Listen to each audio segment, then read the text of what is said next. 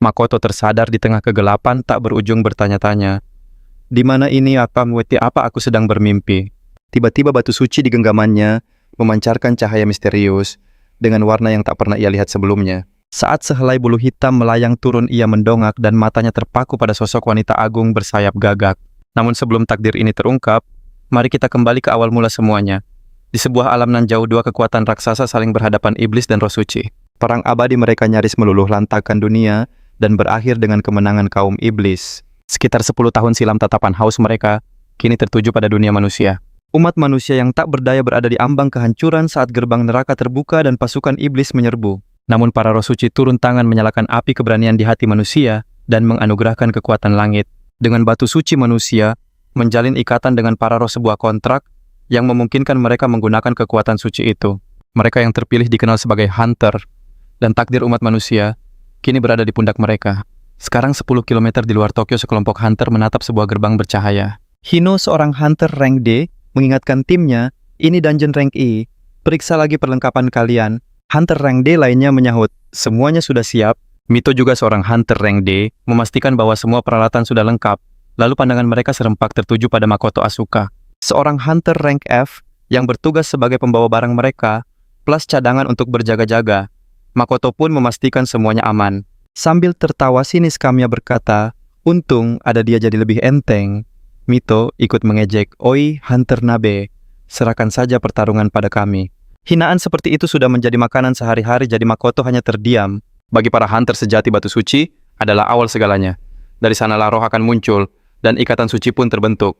2 tahun lalu Makoto juga menerima batu sucinya. Ia percaya inilah takdirnya untuk menjadi seorang Hunter sejati. Dia bersumpah akan menjadi kuat agar tragedi tak terulang lagi, sebuah tekad yang lahir dari insiden Gate Break yang merenggut orang tuanya. Batu suci itu adalah satu-satunya harapannya. Setahun kemudian, di sebuah taman, Makoto melatih dirinya dengan 1000 ayunan pedang dalam 1 jam. Puas dengan latihannya, ia bersiap untuk lari 20 km. Namun sepasang mata memperhatikannya dari jauh. Salah satunya mencibir, lihat si Hunter palsu itu. Yang berambut pirang bertanya, benarkah sudah 2 tahun, tapi tak ada roh yang memilihnya? Temannya mengangguk, dia itu aib pemborosan batu suci, lebih buruk dari orang biasa. Makoto mendengar setiap kata, tapi ia tetap fokus pada latihannya, mengabaikan mereka. Beberapa waktu kemudian, di sebuah gang gelap, Makoto terlempar ke tumpukan sampah. Seseorang berteriak, aku muak harus menjagamu terus. Makoto membalas, aku juga bisa bertarung, tapi pria itu tertawa mengejek. Tanpa roh suci, kau itu bukan apa-apa. Dia memperingatkan Makoto agar berhenti bermain sebagai Hunter, karena itu hanya mempermalukan mereka semua. Lalu mereka meninggalkannya sendirian dalam dinginnya malam di samping tumpukan sampah. 2 tahun berlalu, mengapa batu sucinya tak pernah menjawab, ditolak oleh para Hunter, dan diasingkan oleh orang biasa. Itulah nasib Makoto. Kembali ke masa kini, di dalam dungeon kobaran api dari roh suci, milik Hino melahap para monster. Satu lolos, teriak roh api Hino. Namun sebuah panah angin melesat dan menembusnya. Itulah kekuatan dari roh suci milik Mito. Kamiya pun tak mau kalah bertarung bersama rohnya Volume. Tak butuh waktu lama, semua iblis berhasil ditaklukkan. Mito bertanya, sudah habis, gampang sekali. Hino tertawa bangga. Ini bukti kita sudah semakin kuat. Tiba-tiba mata Hino terbelalak saat melihat sesosok iblis mengendap di belakang Makoto dan berteriak, awas! Makoto berbalik tepat waktu dan menghindar. Aku juga seorang Hunter, batinnya sambil mengayunkan pedang dengan teriakan perang. Tebasannya telak, mengenai sasaran tapi tak meninggalkan goresan sedikit pun. Iblis itu seolah mengejek merebut pedangnya dengan mudah. Saat itulah Makoto sadar serangan tanpa kekuatan roh sama sekali tak berguna. Iblis itu melempar pedangnya dan menerjang. Tapi Hino bergerak lebih cepat, api sucinya membakar iblis itu hingga menjadi abu. Kau tidak apa-apa, Makoto? Tanya Hino. Setelah napasnya kembali teratur, Makoto hanya bisa meminta maaf dan berterima kasih. Hino menepuk bahunya, jangan khawatir, gerakanmu tadi bagus. Terkejut Makoto menjawab, aku berlatih setiap hari agar siap saat rohku muncul. Hino mengangguk, aku harap hari itu segera datang. Makoto berterima kasih meski dalam hatinya ia tahu itu hanya basa-basi. Beberapa saat kemudian, tim tiba di ruang terdalam dungeon. Bos ada di balik gerbang itu, ujar Hino. Ia lalu menoleh pada Makoto dan bertanya, kau tahu soal iblis yang punya kebiasaan aneh? Maksudmu? Yang bisa ditaklukkan jika kita paham polanya, tanya Makoto. Hino mengangguk sambil mengangkat tangannya. Sebuah cengkeraman dingin tiba-tiba Hino menangkapnya sementara panah Mito sudah mengarah padanya. Hino membuka gerbang sambil menyeringai. Tenang, monster di dalam sudah kenyang dan tertidur. Tanpa ampun, Kamiya menendangnya masuk. Jadilah santapan yang lezat. Teriakan Makoto sia-sia. Hino justru mengejeknya. Pemburu palsu sepertimu tak akan pernah punya ikatan. Pintu tertutup rapat mengurungnya sendirian. Dia menggedor pintu dengan putus asa. Dia merutuki kebodohannya. Kenapa dia bisa dikhianati semudah ini? Tiba-tiba auman dahsyat menggema dari belakang. Sesosok monster raksasa Behemoth bangkit dari tidurnya. Makoto tak percaya dengan matanya. Cakar raksasa mengayun memaksanya berlari sekuat tenaga. Di luar tawa para pengkhianat itu, terdengar sama sekali tak peduli pada penderitaannya. Behemoth kebingungan kehilangan jejaknya. Ini kesempatan Makoto segera mencari celah untuk kabur. Dia tahu tak mungkin menang, tapi monster itu tampaknya belum sepenuhnya terjaga. Inilah satu-satunya harapan. Dia menemukan sebuah lorong sempit. Tapi auman Behemoth mengguncang segalanya membuat langit-langit runtuh. Jalan keluarnya tertutup rapat. Keputusasaan mulai menyelimutinya saat Behemoth kembali menyerang. Lantai hancur oleh cakar raksasa itu.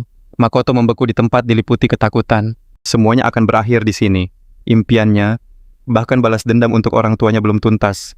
Namun tepat di ambang keputusasaan, batu suci di tangannya memancarkan aura kegelapan. Kekuatan dahsyat meledak dari batu itu, gelombang hitam menyebar, menciptakan perisai bayangan. Behemoth mundur ketakutan. Energi gelap lalu menarik Makoto membawanya ke dimensi lain. Ini mimpi atau kenyataan batu suci di tangannya kini bersinar dengan warna yang mengerikan. Di hadapannya muncul sosok wanita anggun dengan sayap hitam raksasa. Wanita itu mengulurkan tangannya. Wahai manusia, maukah kau membuat ikatan denganku? Makoto tertegun, tak bisa berkata-kata. Cepat, ruang ini tidak akan bertahan lama, desak wanita itu. Mungkinkah dia roh penjaganya? Jika benar, maka hanya ada satu jawaban yang pasti. Aku bersedia, aku akan membuat ikatan dan bertarung di sisimu. Dia menyambut tangan itu. Dengan ini ikatan kita telah terjalin. Energi gelap mengalir ke dalam dirinya. Jadi inilah rasanya sebuah ikatan. Dimensi aneh itu memudar, dan Makoto kembali berhadapan dengan Behemoth. Sambil menggenggam erat pedangnya, dia berteriak, "Kami sudah siap." Behemoth menggeram marah. Kekuatannya terasa jauh lebih besar dari sebelumnya.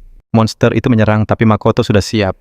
Dia bukan lagi dirinya yang dulu. Dengan satu lompatan ringan, dia melesat ke samping dan mendarat jauh di belakang monster itu. Makoto terkejut dengan gerakannya sendiri. Inikah kekuatan dari roh penjaga? Sekarang giliranku, serunya bersemangat. Tapi sedetik kemudian, dia baru sadar belum tahu apa kekuatannya. Sambil menghindar, dia bertanya dalam hati, "Hei, apa kekuatanku?" Sebuah suara tiba-tiba menjawab, "Oh maaf, aku lupa memberitahumu." "Lupa kau bercanda," teriak Makoto frustrasi. "Kau kan tidak pernah bertanya," balas suara itu. "Ini bukan saatnya berdebat."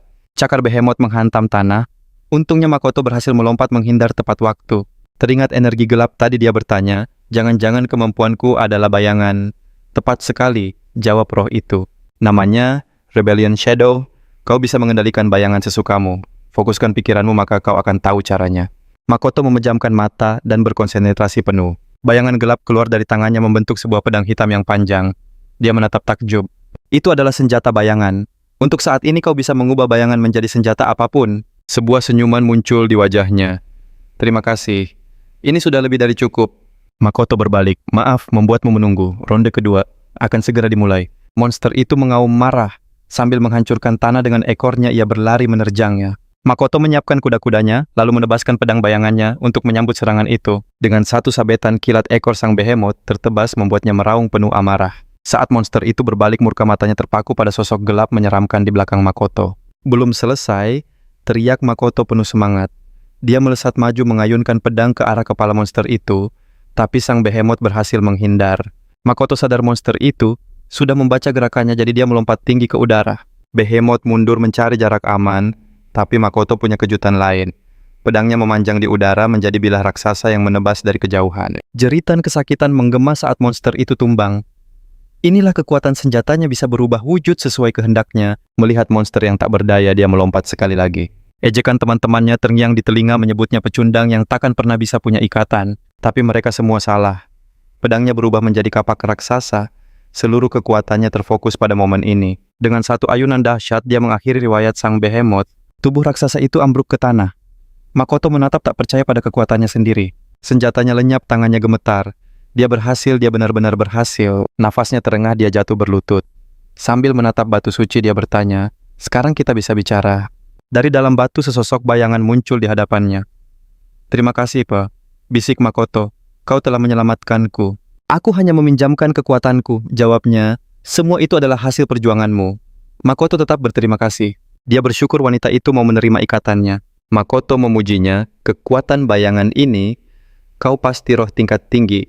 Bisa mengalahkan bos peringkat, kau luar biasa."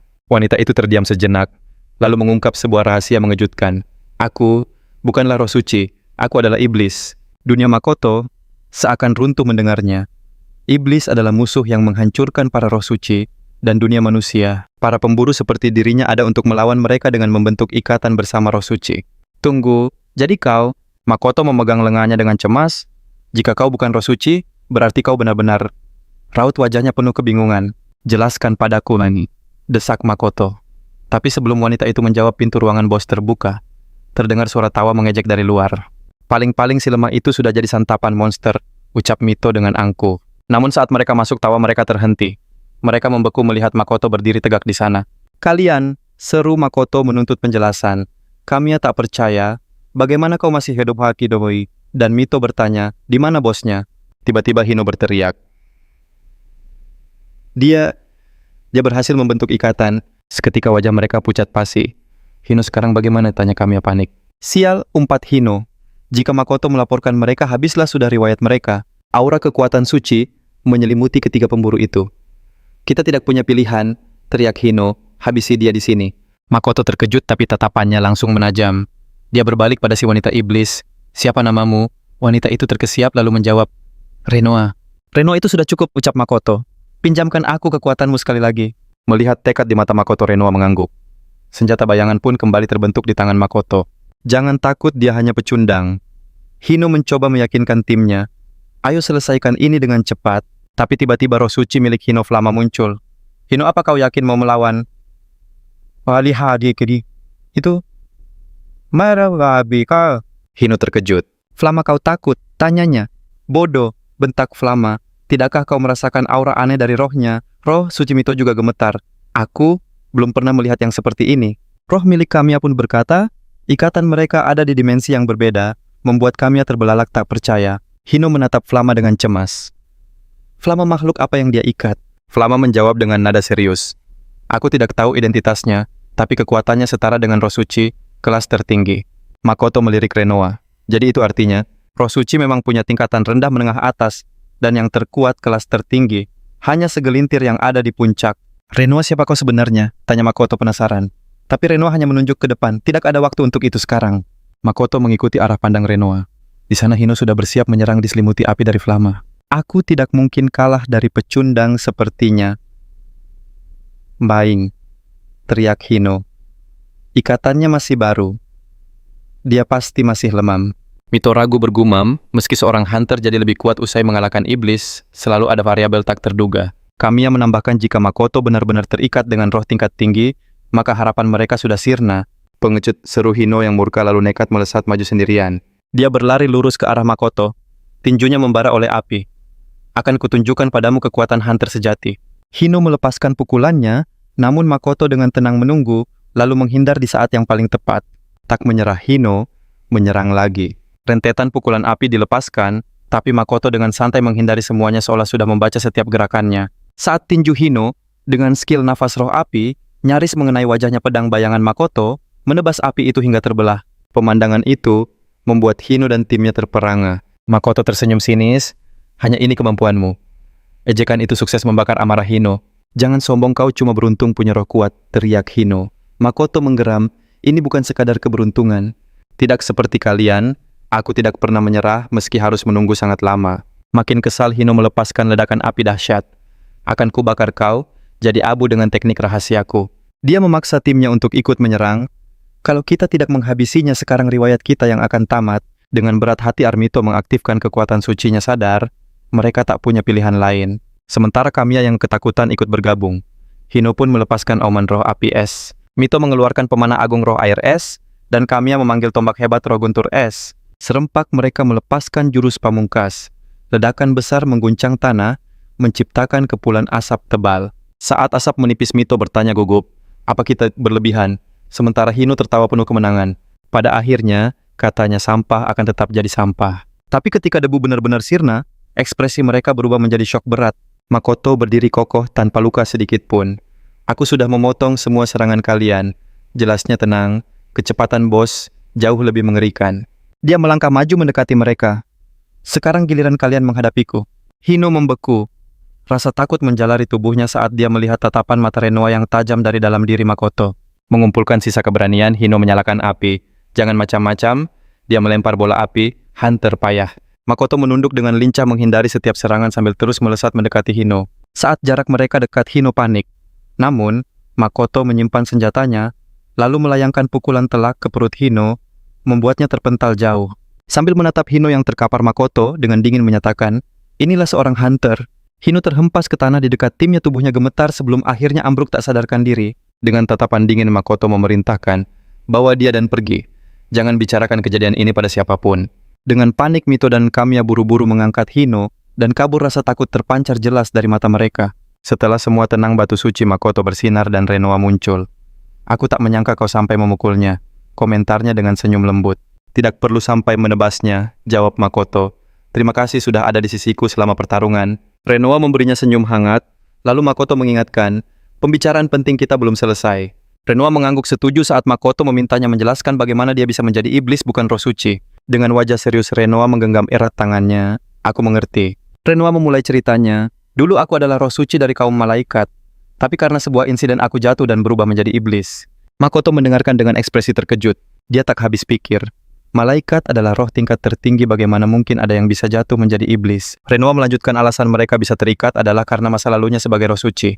"Tapi kenapa batu suciku bisa sampai padamu itu masih misteri." Pertemuan mereka memang terasa aneh, tapi Makoto berkata, dia bisa memahaminya. Renoa mengaku tak peduli bagaimanapun dia tetaplah iblis. Dia menawarkan untuk memutus ikatan jika Makoto merasa tak nyaman. Saat mengatakannya, Renoa memegang lengannya, tubuhnya sedikit gemetar.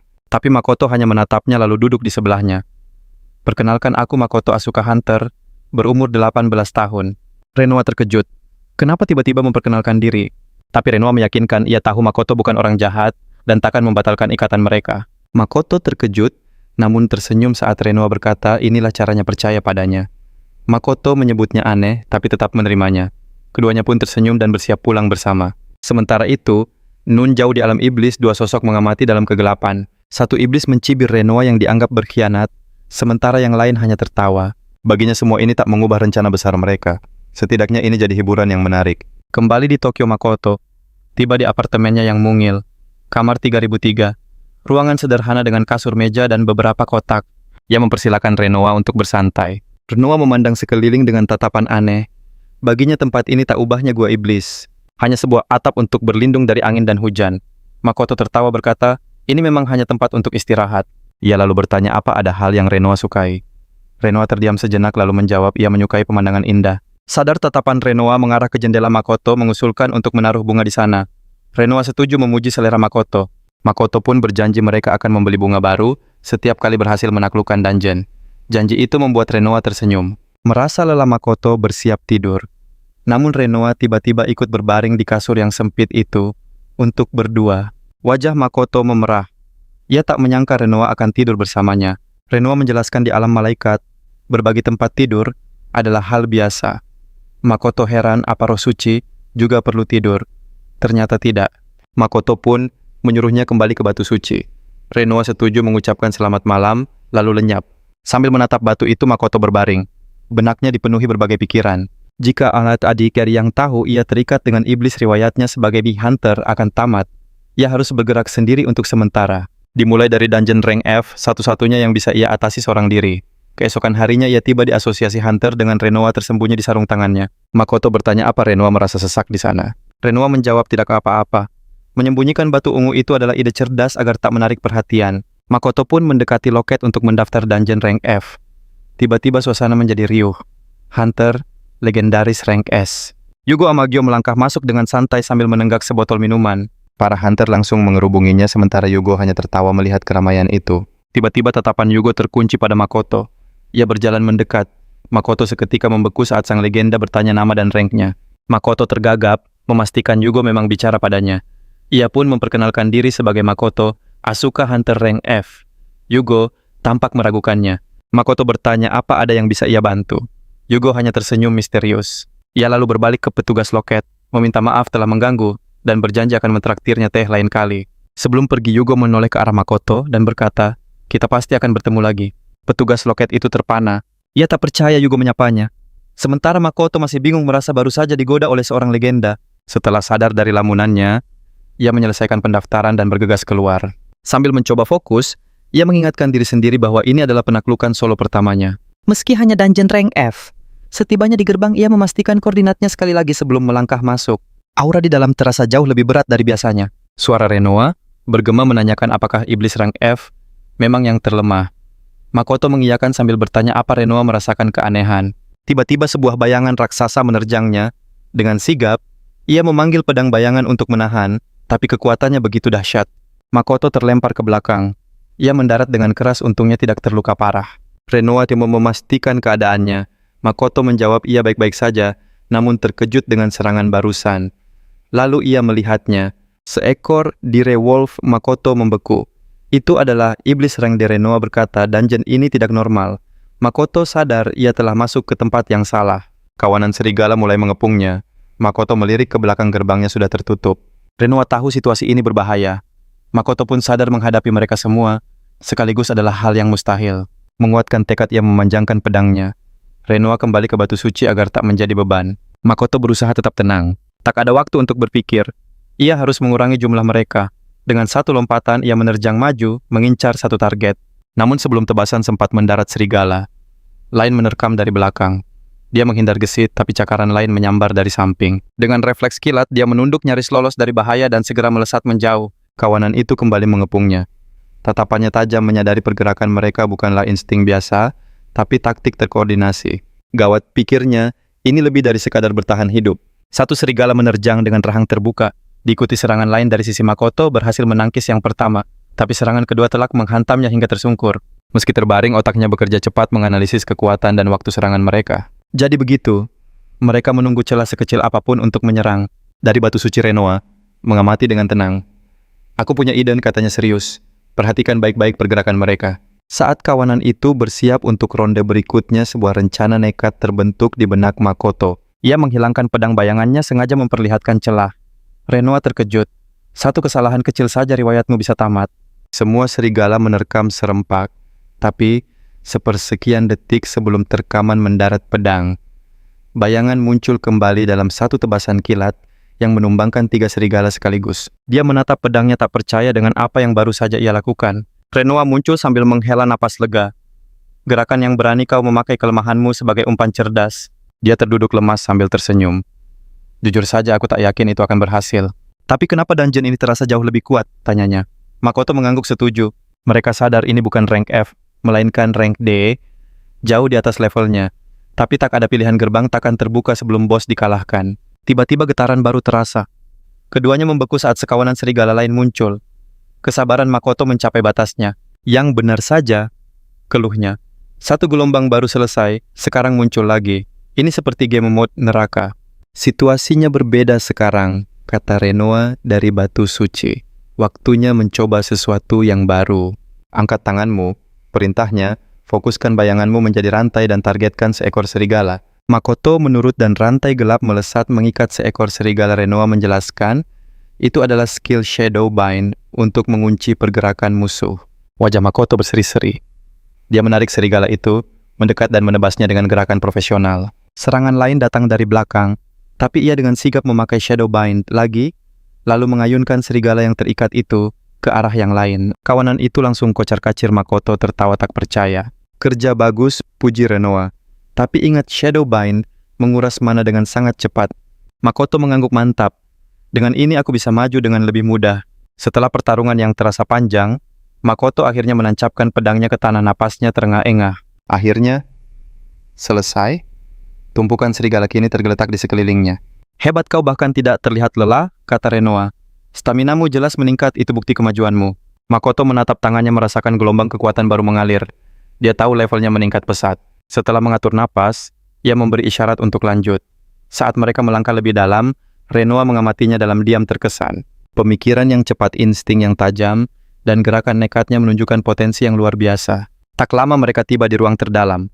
Sebuah gerbang raksasa berdiri megah di hadapan mereka. Langkah Makoto terhenti, jantungnya berdebar kencang. Renoa muncul di sisinya. "Ada apa?" "Aku gugup, tapi juga sangat bersemangat," jawabnya. "Inilah artinya menjadi hunter, menaklukkan Dawn dan membuktikan kekuatan." Renoa tersenyum. "Ingat, ini baru permulaan." Makoto mengangguk lalu mendorong gerbang itu hingga terbuka. Tanpa ragu ia melangkah masuk. Pintu tertutup di belakangnya dan ia pun mengangkat kepala. Udara di ruangan itu terasa berat saat ia melihat sang bos dungeon. Seekor kalajengking neraka raksasa sedang menunggunya. Ekor berdurinya terangkat, monster itu menggeram marah. Auranya yang menekan membuat Makoto sedikit gemetar. Cangkang makhluk itu berkilau seperti mineral. Apakah itu lebih keras dari baja? Pikirnya. Renoa merasakan ketegangannya. "Kau takut?" tanyanya. Tapi Makoto menggeleng. "Aku baik-baik saja. Hanya sedikit gugup sebelum pertarungan." Tiba-tiba kalajengking itu menerjang ekornya menghantam tanah, menciptakan kawah besar di tempat Makoto. Berdiri sedetik yang lalu, serangan yang sangat cepat dan akurat, satu pukulan telak saja semuanya bisa berakhir. Capit raksasanya menyambar cepat, Makoto nyaris tak berhasil menangkisnya, lalu ia melompat ke atas capit itu untuk melancarkan serangan balasan. Tebasannya sama sekali tak mempan. Ini membuktikan armor monster itu luar biasa kokoh. Sang kalajengking berbalik dengan amarah membara Makoto, mundur untuk mencari celah. Setiap pertahanan sekuat apapun pasti punya kelemahan. Dari dimensinya, Renoa mengamati dengan saksama. Makoto kembali menyerang lengan dan ekornya, namun semua serangannya sia-sia. Dengan segenap tenaga, ia menebas ke arah kepala, tapi tak ada satu goresan pun yang tertinggal. Auman monster itu mengguncang udara, gelombang kejutnya membuat Makoto menutup telinga. Tiba-tiba ekornya berubah menjadi duri kristal yang melesat bagai peluru. Makoto sontak menghindar, merasakan duri-duri itu menyerempet kulitnya. Ia tak percaya monster ini ternyata juga punya serangan jarak jauh. "Renoa, ada ide." Dengan tenang Renoa menjawab, kalau dalam kondisi saat ini, mustahil melukainya. Artinya, Makoto harus melampaui batas kekuatannya. Kalajengking itu kembali menyerang dengan buas. Tapi Makoto lebih cepat. Ia menggunakan Shadow Bind untuk mengikat lawannya, lalu membantingnya ke dinding hingga seluruh gua bergetar. Jika serangan itu mengenainya, habislah sudah. Saat monster itu berbalik, Makoto melihat sebuah retakan di kepalanya. Sesuatu terlintas di benaknya, mungkin bukan tebasan, tapi hantaman keras yang menjadi kuncinya sang monster kembali menyerbu dengan lebih ganas. Makoto menghindar, otaknya bekerja keras mencari cara. Serangan kalajengking makin brutal. Ia sempat berpikir mengubah ukuran pedang, tapi sadar tebasan takkan ada gunanya. Suara Renoa terdengar mengingatkannya saat pertama kali ia memakai senjata bayangan. Makoto langsung mengerti maksudnya. Teringat cara ia mengalahkan bos sebelumnya, senyum tipis terukir di wajahnya. Kalajengking itu melompat siap menghancurkannya. Makoto melompat tinggi, tapi Renoa memperingatkan, "Kamu tak bisa menghindar di udara." Tepat saat itu, rentetan duri kristal kembali melesat. Bukannya lari, Makoto justru mengaktifkan Shadow Bind lagi. Ia mengikat tubuh monster itu dan menarik dirinya mendekat menembus badai kristal. Sambil melindungi kepala, ia terus maju. Di udara, pedang bayangannya berubah menjadi palu raksasa. Dengan satu ayunan dahsyat, ia menghantam kepala sang kalajengking. Gua pun bergema saat monster itu akhirnya tumbang. Makoto bernapas lega. Renoa muncul dan mengaku sengaja tak memberinya petunjuk langsung. Makoto tertawa berkata, "Mereka berdua sama saja." Renoa menjelaskan bahwa senjata bayangan tak hanya terbatas pada bentuk pedang. Ia merasa lega, bisa menemukan solusinya berkat petunjuk Renoa, sambil bercanda kalau Renoa seharusnya memberitahunya lebih awal. Tapi Renoa mengingatkan belajar dari pengalaman adalah bagian terpenting dari pertumbuhannya. Makoto setuju, mengaku kalau itu adalah pengalaman yang seru. Hal tak terduga memang mempercepat perkembangan, dan ia berharap itu sering terjadi. Tapi kuharap bukan yang seperti ini, gumam Makoto saat mereka meninggalkan dungeon. Keesokan harinya, di Asosiasi Hunter Tokyo, seorang staf membungkuk dalam-dalam meminta maaf atas kesalahan informasi peringkat dungeon. Makoto bilang tidak apa-apa, karena ia justru belajar banyak hal. Setelah berterima kasih, ia meminta konfirmasi pembayarannya. Saat memeriksanya, matanya terbelalak. Tertulis di sana, 500.000 yen. Staf itu menjelaskan imbalan menaklukkan dungeon peringkat D sendirian memang sebesar itu. Ia berharap bisa bekerja sama lagi dengan Makoto. Ia bahkan memanggilnya Tuan Hunter, membuat Makoto tersenyum bangga. Di luar gedung, ia berkata pada Renoa, "Kita akhirnya bisa beli bunga untuk apartemen." Renoa setuju dan Makoto tersenyum bahagia. Kini ia bisa membeli buket bunga terbaik dengan mudah. Tiba-tiba ia merasakan kehadiran yang sangat dikenalnya, dan langkahnya terhenti. Sebuah suara memanggil namanya. Ia berbalik dan melihat Kazane, teman masa kecilnya, tersenyum cerah sambil menyapanya. Makoto bercerita bahwa ia akhirnya berhasil menjalin ikatan dengan roh dewa dan telah berlatih sangat keras. Mata Kazane berbinar. Ia mengucapkan selamat dengan tulus berkata, kalau ia selalu percaya Makoto pasti bisa. Orang-orang di sekitar mulai berbisik kaget melihat sang bintang baru. Ryuka Kazane berbicara dengan Hunter yang mereka anggap pemula. Makoto menggaruk kepalanya dengan canggung.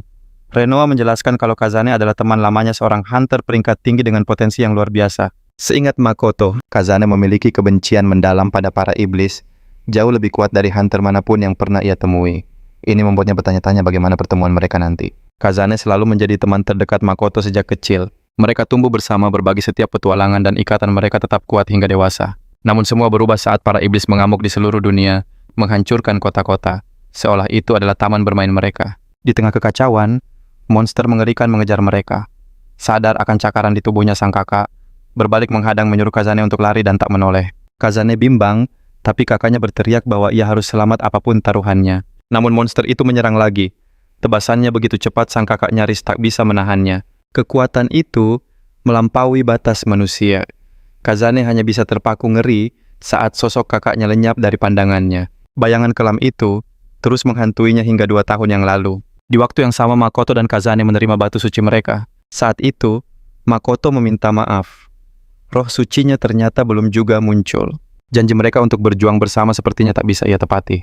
Kazane tersenyum dan berkata ia mengerti, tapi ia tak bisa menunggu. Ia melangkah maju sendirian bergabung dengan asosiasi hunter. Kini mereka duduk di kafe yang cerah, suasana yang sangat kontras dengan masa lalu kelam mereka. Kazane tersenyum ceria. Parfait di sini legendaris loh. Ia bahkan memuji Makoto yang berhasil menaklukkan daun sendirian. Makoto tertawa. Aku kan masih peringkat F. Tapi Kazane tak peduli. Baginya itu tetap hebat. Kau akhirnya sehebat namamu, pujinya. Tiba-tiba mata Kazane berbinar penasaran. Ia pun bertanya tentang roh suci milik Makoto. Seketika Makoto terdiam kaku. Aku bisa muncul, bisik Renoa rohnya. Makoto hanya bergumam pelan. Jangan itu bisa jadi masalah besar. Dengan cepat Makoto beralasan rohnya sedikit pemalu. Kazane tampak heran. Memangnya roh suci bisa pemalu? Renoa menggerutu. Aku tidak pemalu. Makoto hanya bisa menyuruhnya tenang. Situasinya jadi canggung. Kazane lalu mengangkat tangannya. Kalau begitu biar aku duluan. Dari kilau cahaya lembut muncullah roh suci tingkat atas. Wave sang roh angin membungkuk dengan anggun. Wave menyapa Makoto dengan hormat. Makoto terpesona oleh keanggunan roh itu. Kazane lalu bertanya soal ujian peringkat ulang. Tapi Makoto bilang jadwalnya masih cukup lama. Kazane menyemangatinya untuk berlatih dan mengajaknya menaklukkan dungeon peringkat D bersama. Makoto terkejut. Perbedaan kekuatan mereka terlalu jauh, ia hanya akan jadi beban. Selain itu, ia cemas identitas Renoa akan terungkap. Kazane hanya tersenyum. Dulu, kau yang memimpinku, sekarang giliranku. Senyum hangat itu meluluhkan keraguan Makoto. Ia pun setuju teringat janji mereka di masa lalu.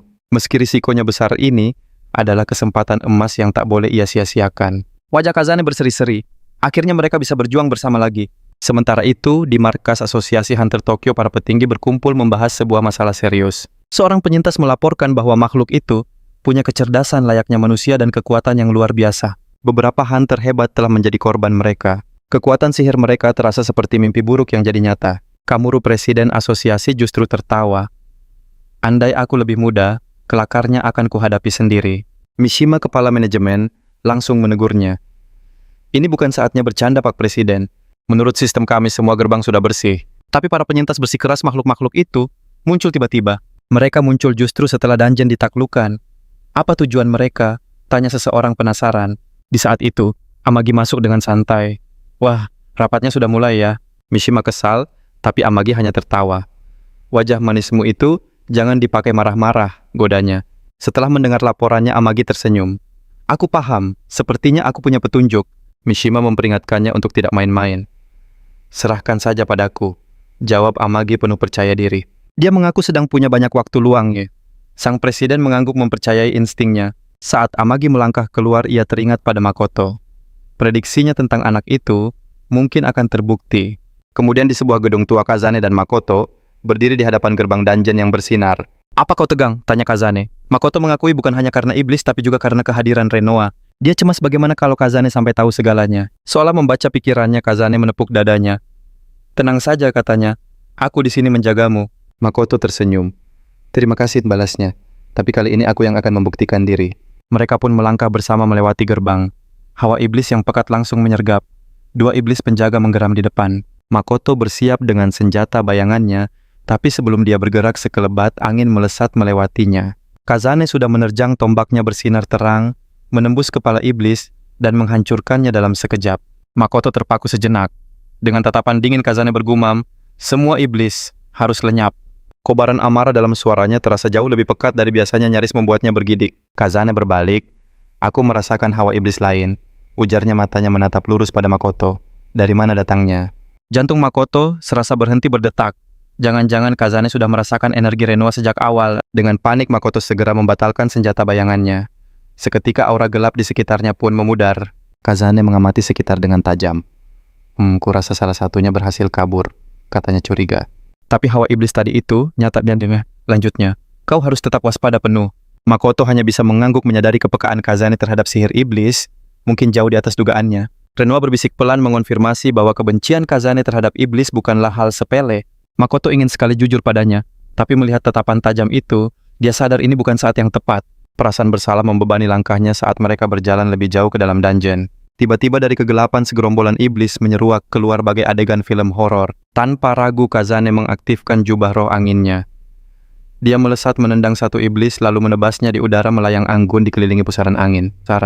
Satu tusukan lagi menembus dada lawannya. Lalu dengan satu putaran tombak, dia membabat habis beberapa iblis sekaligus sebelum mereka sempat bereaksi. Makoto hanya bisa terpana. Dengan kekuatan angin itu, Kazane benar-benar tampak seperti bisa terbang. "Aku urus yang di bawah," teriak Makoto sambil ikut bertarung. Fokus saja pada yang di udara.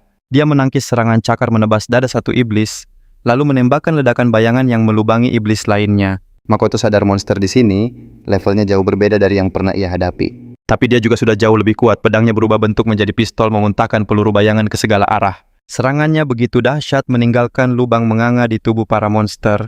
Di tengah pertarungan, Kazane melirik ke bawah dan terkejut melihat senjata Makoto yang bisa berubah bentuk. Kemampuan macam apa itu? Gumamnya takjub saat pistol itu kembali menjadi pedang dalam sekejap. Dalam sekejap mata gerombolan iblis itu musnah. Area itu kembali sunyi senyap. Kazane mendarat dengan ringan. Sambil menyandarkan tombaknya dia tersenyum. "Kau hebat juga menghadapi iblis kelas C," pujinya.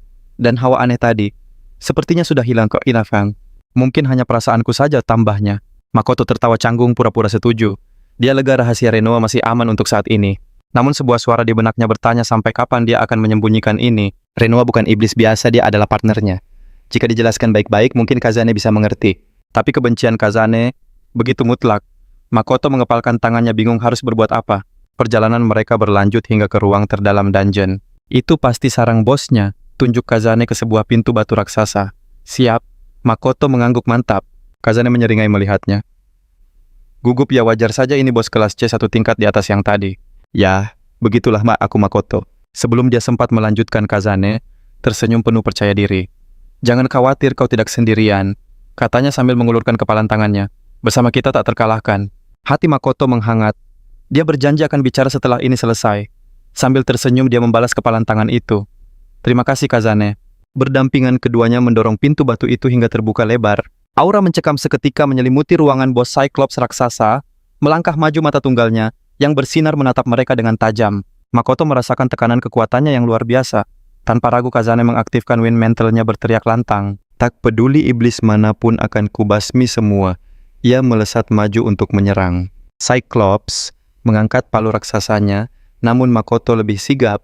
Rantai bayangannya melesat menahan monster itu agar Kazane bisa mendaratkan serangan telak ke perutnya. Cyclops itu meraung melepaskan diri dan mengayunkan senjatanya dengan liar memaksa keduanya melompat menghindar. Setelah menyatukan kembali strategi mereka, kembali menyerang. Gerakan mereka begitu selaras menebas dari sisi berlawanan dan mendaratkan pukulan bersih yang membuat tanah bergetar hebat.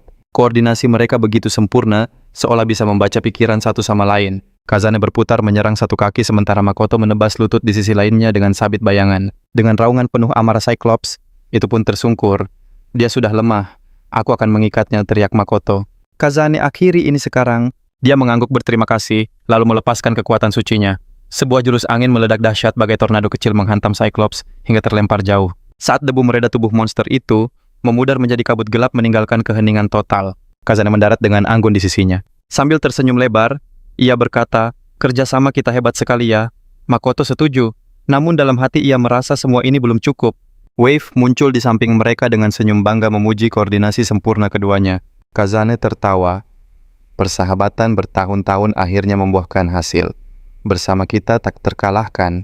Senyum Makoto perlahan memudar saat ia melangkah mendekat. Ada sesuatu yang harus kukatakan padamu sebelum kita lanjut. Suaranya sedikit bergetar saat ia melepas sarung tangannya, bersiap mengungkap kebenaran tentang Renoa. Tapi sebelum ia sempat berbicara, suara retakan keras memecah keheningan. Keduanya sontak menoleh saat sebuah gerbang kegelapan terbentuk di udara memercikan energi jahat. Satu kaki melangkah keluar diikuti oleh tangan bercakar tajam. Sosok iblis humanoid muncul dengan senyum mengerikan menatap lurus ke arah Makoto. Akhirnya, kutemukan kau, ucapnya. Udara kembali terasa berat dan jantung Makoto seakan berhenti berdetak. Ia tahu, pertarungan sesungguhnya baru saja dimulai. Iblis itu melangkah maju, senyumnya begitu lebar seolah wajahnya akan robek. Energi gelap yang begitu pekat terasa menyesakkan. Lutut Makoto gemetar hebat membuatnya nyaris tak bisa bernapas. Jauh di lubuk hatinya ia tahu, iblis yang satu ini benar-benar berbeda. Dia bukan monster biasa. Kazane pun menyadarinya dan langsung mendorong Makoto mundur. Dengan tatapan tajam ia bertanya, "Kau salah satu dari Magen?" Iblis itu tertawa, suara yang membuat udara bergetar. "Namaku Grom." "Jadi rumor itu benar," gumam Kazane. Ia lalu berbisik pada Makoto, "Jika kita melawannya langsung, kita akan kalah dalam sekejap. Aku akan menahannya, kau harus lari Makoto." Makoto hendak protes, tapi nada suara Kazane yang tegas membuatnya terdiam. Nada yang sama seperti saat kakaknya berjuang untuk terakhir kalinya. "Selama kau selamat itu, sudah cukup bagiku." Dan sebelum Makoto sempat mencegahnya, Kazane sudah melesat maju. Angin meledak di sekelilingnya saat ia menyerbu. Tombaknya menyambar udara lebih cepat dari kilat. Setiap serangannya membawa raungan semangatnya yang membara. Tapi Grom bergerak seolah sedang berjalan-jalan menghindar dengan santai sambil menyeringai. "Gerakanmu itu seperti gerak lambat saja." Ejekan itu menyulut api amarah di mata Kazane, membuatnya mendorong lebih keras. Energinya berkobar lebih terang dari sebelumnya, tapi Grom hanya menari melewati semua serangannya, seolah badai mencoba memukul angin itu sendiri. Akhirnya Grom menangkap tombaknya di tengah tusukan dan menariknya mendekat. "Kena kau." Suaranya terdengar begitu meremehkan. Kazane nyaris tidak lolos saat cakar Grom menebas tempat lehernya berada beberapa detik lalu. Kazane berteriak memanggil roh sucinya, Wave. Dalam sekejap cahaya hijau langsung muncul. "Berikan aku serangan terkuat kita," teriaknya. Kekuatan mereka menyatu menjadi satu menciptakan badai dahsyat yang mengoyak seisi ruangan. Angin menderu bagaikan dewa yang murka, membuat Makoto nyaris tak bisa melindungi dirinya. Senjata bayangannya goyah di bawah tekanan hebat itu. Namun saat debu mereda Grom berdiri di tengahnya tanpa satu goresan pun, dia terkekeh.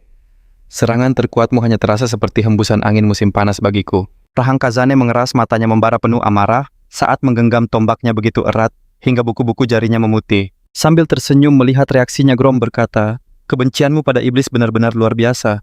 Tapi, apa kau tahu alasan sebenarnya di balik kebencian itu?" Diliputi amarah dan kebingungan, Kazane menuntut penjelasan. Dengan senyum licik, Grom menunjuk Makoto. "Tanyakan saja padanya." Grom mengungkap rahasia gelap Makoto, sebuah ikatan terlarang dengan iblis. Dunia seakan membeku seketika. Kazane menatap tak percaya, lalu menggeleng keras. "Itu bohong." Tapi Grom hanya menyeringai menikmati pemandangan itu. Dengan suara bergetar, ia membela Makoto tidak akan pernah mengkhianati manusia. Namun keyakinannya goyah saat Makoto hanya terdiam membisu. Ia pun berbalik tatapannya, menuntut Makoto untuk menyangkal semua tuduhan itu. Jantung Makoto berdebar kencang. Rahasia ini tak bisa ditutupi lagi. Ia melepas sarung tangannya memperlihatkan batu suci dan memanggil nama Renoa. Ledakan cahaya menyilaukan seisi ruangan, dan Renoa pun muncul di sisinya. Auranya terasa lembut, namun tak bisa dipungkiri. Itu adalah aura iblis. Kazane terhuyung mundur, matanya terbelalak. Kenyataan pahit itu menusuk tepat di jantungnya. Makoto berusaha menjelaskan bahwa Renoa berbeda, namun amarah Kazane sudah meledak tak terkendali. Ia mengangkat tombaknya berteriak bahwa ikatan itu adalah pengkhianatan besar. Makoto memohon, tapi telinga Kazane telah tertutup oleh amarah. Dengan suara bergetar menahan murka, ia meneriakkan pengkhianatan terhadap perjuangan mereka. Lalu ia berbalik melemparkan tombaknya ke arah Grom. "Aku akan mulai denganmu lebih dulu." Namun dengan mudahnya Grom menangkap tombak itu di udara. Sebelum Kazane sempat bereaksi, lehernya sudah dalam cengkeraman Grom, membuatnya tergantung tak berdaya. Grom mengangkat tangannya yang bercakar siap mengakhiri segalanya. Tiba-tiba rantai bayangan melesat dan membelenggu lengannya. "Hentikan!" teriak Makoto. Grom melirik rantai itu tertawa, lalu menghancurkannya dengan sekali sentak. "Akhirnya kau mau ikut campur juga," ejeknya lalu melempar Kazane ke samping seolah boneka rusak. Tubuh Kazane terhempas keras. Tepat sebelum menabrak dinding, Makoto melesat maju dan menangkapnya. Ia membaringkannya dengan lembut, berjanji akan menyelesaikan semuanya. Sementara itu, tatapan tajam Grom kini tertuju pada Renoa. Dengan nada antara mengejek dan penasaran, ia memanggilnya, malaikat yang jatuh. Suara Renoa menjadi sedingin es. Jangan pernah panggil aku dengan sebutan itu. Makoto menatap bingung. Kalian saling kenal. Renoa menjelaskan saat ia pertama kali terusir dari surga Mene, mencoba merekrutnya namun ia berhasil lolos.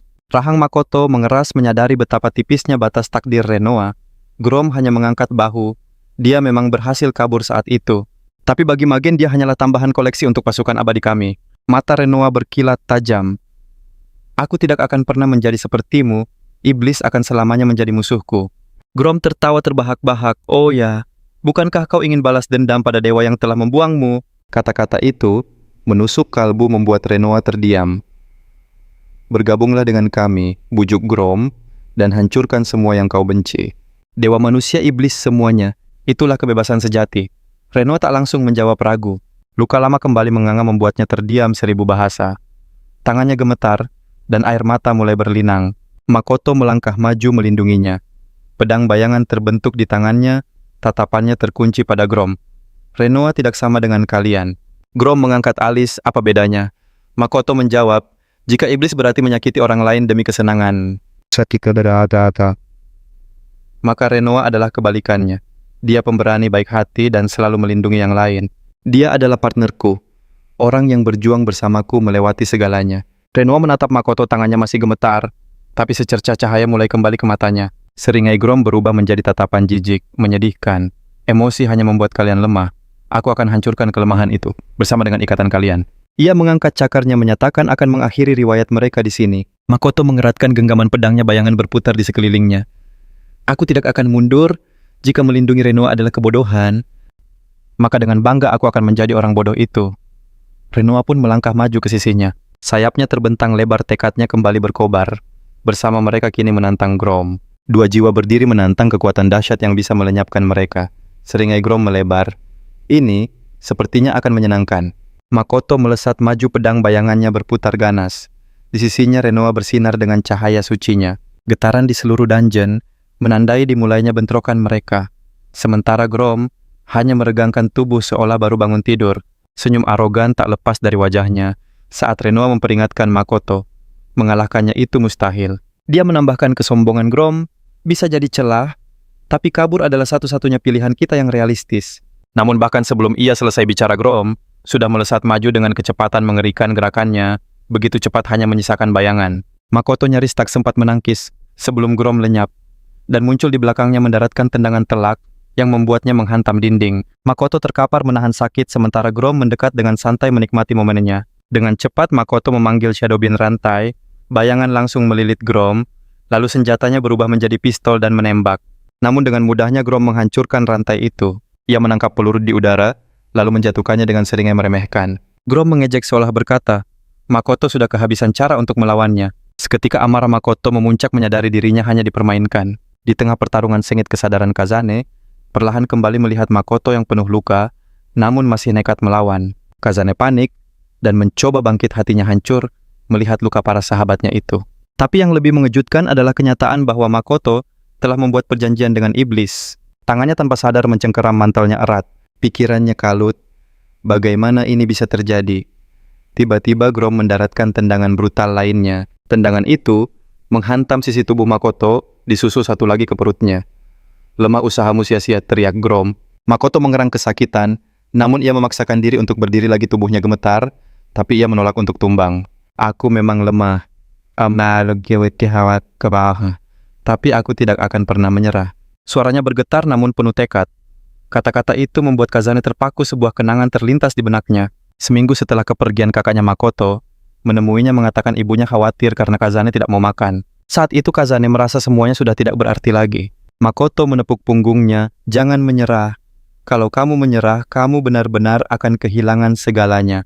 Ia juga mengaku pernah merasakan keputusasaan yang sama saat orang tuanya tiada. Tapi ia belajar mereka yang bertahan harus terus melangkah untuk menemukan jalan ke depan. Mengingat itu air mata menggenang di mata Kazane. Kata-kata Makoto lah yang memberinya kekuatan. Kembali ke masa kini, Kazane melihatnya mencoba menahan serangan Grom, tapi ia terpental lagi karena kalah kuat. Grom mencibir, semangat saja tidak akan menyelamatkanmu. Tapi, meski tubuhnya gemetar, Makoto bangkit sekali lagi, menatap Grom dengan api tekad yang membara di matanya. Kazane pun semakin erat menggenggam mantelnya. Inilah Makoto yang ia kenal. Seseorang yang tulus dan pantang menyerah, tak peduli sesering apa ia terjatuh. Meski terikat dengan iblis, hatinya tidak berubah. Akhirnya Kazane berteriak, "Makoto, jangan menyerah." Suaranya menembus kekacauan. Makoto menoleh dan melihat senyum penuh keyakinan dari Kazane yang percaya padanya. Motivasi membara di hatinya. Ia tersenyum balik. Tepat saat itu Grom kembali menyerang. "Jangan lengah." Makoto menyambut serangan itu. Ia menahannya dengan pedang, membuat Grom terkejut dengan kekuatannya yang tiba-tiba meningkat. Keduanya saling beradu tatap di antara percikan api yang menyala. Pikiran Makoto melayang pada keadaan Kazane. Kepercayaan Kazane menjadi bahan bakar semangatnya. Kepercayaan itu menyalakan kembali apinya. Ia mendorong balik dengan kekuatan yang jauh lebih besar. Ia melompat menghindar lalu mengayunkan pedangnya dalam satu gerakan mulus. "Aku tidak boleh kalah di sini." Desingan pedang membelah udara Grom, berhasil menghindar tapi ujung pedang itu menggores pipinya. Sebuah garis merah tipis muncul di pipinya. Setetes cairan merah jatuh ke tanah dan keheningan pun menyelimuti. Makoto mendarat dengan napas terengah namun tatapan tajam. Sementara Grom dengan senyum aneh perlahan menjilat lukanya. Bukannya marah, ia justru tampak terhibur. "Pemanasan ini sudah cukup kah?" katanya. Seketika aura di sekelilingnya berubah. Energi kegelapan pekat mulai berkumpul menciptakan badai sihir yang mengguncang bumi. Ia menyebutnya hadiah perpisahan. Renoa dan Kazane merasakan tekanan energi yang luar biasa berat. Makoto sedikit gemetar, tak terpikir olehnya bagaimana satu makhluk bisa memiliki kekuatan sebesar itu. Lalu tatapan Grom beralih pada Renoa. "Kembalilah padaku jika kau ingin teman-temanmu selamat." Ia berjanji akan membiarkan mereka pergi, tapi tatapannya jelas mengatakan, waktu Makoto sudah habis. Renoa menatap Makoto yang masih berdiri tegar. Ia memberinya anggukan kecil isyarat untuk tetap kuat. Kemudian ia berbalik menghadap Grom, dan dengan tegas menolak, "Aku tidak akan pernah tunduk pada iblis sepertimu." Senyum di wajah Grom memudar. "Kalau begitu, inilah akhir kalian."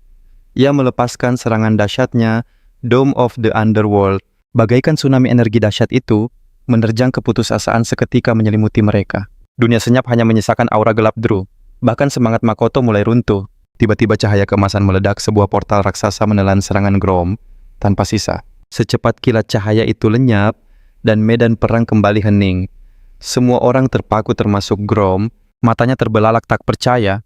Saat Makoto bertanya-tanya, sebuah tangan dengan mantap mendarat di bahunya. Sebuah suara berkata pada Grom bahwa tindakannya takkan dibiarkan merusak harapan masa depan. Makoto berpaling dan melihat seorang pria asing berdiri di sana. Sosoknya tinggi dan penuh percaya diri dengan aura yang memancarkan otoritas mutlak. Pria itu balas menatapnya. "Amagi Yugo," ucapnya lalu menantang. "Grom, apa kau mau bermain denganku juga?" Yugo menenangkan Makoto. "Kau sudah berusaha keras, serahkan sisanya padaku." Saat Yugo melangkah maju udara, seketika terasa berat. Makoto merasakan tekanan luar biasa dari Hunter Rank S itu. Grom menyadari kekuatan Yugo yang mengerikan. Ia mengakuinya namun nadanya tetap arogan. Sementara itu, Yugo dengan santai melempar kaleng minumannya ke sebuah portal. Ia menyindir bahwa dirinya jauh lebih kuat dari Grom. Sebuah provokasi yang jelas. Amarah Grom meledak. Yugo tersenyum. "Aku harus membalas perbuatanmu pada juniorku." Roh suci kelas spesialnya Nova muncul. Ketegangan memuncak. Grom menyeringai. "Apa kau hanya besar mulut?" Ia melesat maju dengan pukulan penghancur. Namun Yugo menahannya dengan satu tangan, tanpa bergeser seinci pun. Sambil menyeringai, Yugo berkata, "Jangan sentuh wajahku. Ini aset berharga." Lalu dengan mudah ia melempar Grom ke samping sola karung beras. Sebelum Grom mendarat, sebuah portal menelannya dan memunculkannya kembali di depan Yugo yang menyambutnya dengan pukulan telak ke perut. Dampaknya begitu dahsyat hingga seluruh dungeon terasa berguncang hebat. Renoa menjelaskan bahwa kekuatan suci memang sangat efektif untuk melawan iblis. Tapi ia menambahkan kekuatan Yugo berada di level yang benar-benar berbeda. Grom yang murka melepaskan energi gelapnya Yugo, tetap tenang melepaskan Sky Piercer yang menelan serangan itu lalu meledak. Ledakan terkonsentrasi itu menghancurkan salah satu lengan Grom seketika. Makoto hanya bisa terpana. Yugo bukan sekadar kuat, kekuatannya berada di level mitos. Yugo tertawa. "Kau hampir saja lolos dari luka serius." Ucapannya justru semakin memancing amarah Grom. Namun sebelum pertarungan berlanjut, iblis lain muncul dan menghentikan serangan Grom. Semua terkejut. Grom mengenalinya sebagai Fain dan bertanya mengapa ia ada di sini. Fain memperingatkan Grom, "Memaksakan kekuatanmu hanya akan menghancurkan dirimu sendiri. Ia lalu menatap Yugo menyatakan bahwa pertarungan di antara mereka takkan berakhir dengan mudah. Yugo setuju mengakui Fain memang tangguh. Fain pun mengusulkan gencatan senjata dan menyuruh Grom mundur. Meski protes tatapan tajam Fain membuatnya terdiam patuh. Sebelum menghilang ke portal Grom, mengancam akan kembali untuk membalas dendam. Kemudian ia lenyap meninggalkan keheningan yang mencekam. Semua masih mencerna kejadian itu sampai Yugo memecah keheningan. Apa mereka benar-benar sudah pergi? Makoto maju membungkuk dalam-dalam untuk berterima kasih. Oh iya, Aki. Aso. Yugo hanya melambai. Kita bicara sambil jalan. Sambil berjalan Makoto bertanya pada Yugo, apa ia sudah curiga sejak awal tentang hubungannya dengan iblis. Sambil minum Yugo membenarkan. Itulah alasan Grom mengejar Makoto. Yugo kemudian menoleh pada Makoto dan Kazane. Jadi kalian berdua sudah berbaikan? Pertanyaan itu membuat mereka membeku. Kazane menjawab Makoto tak berubah, tapi sambil melirik Renoa ia berkata, mempercayainya itu cerita lain. Renoa hanya mengangkat bahu, suasana menjadi tegang dan Makoto panik mencoba menengahi mereka. Yugo mengamati dalam diam lalu berkata bahwa Renoa sebagai mantan roh yang dekat dengan iblis.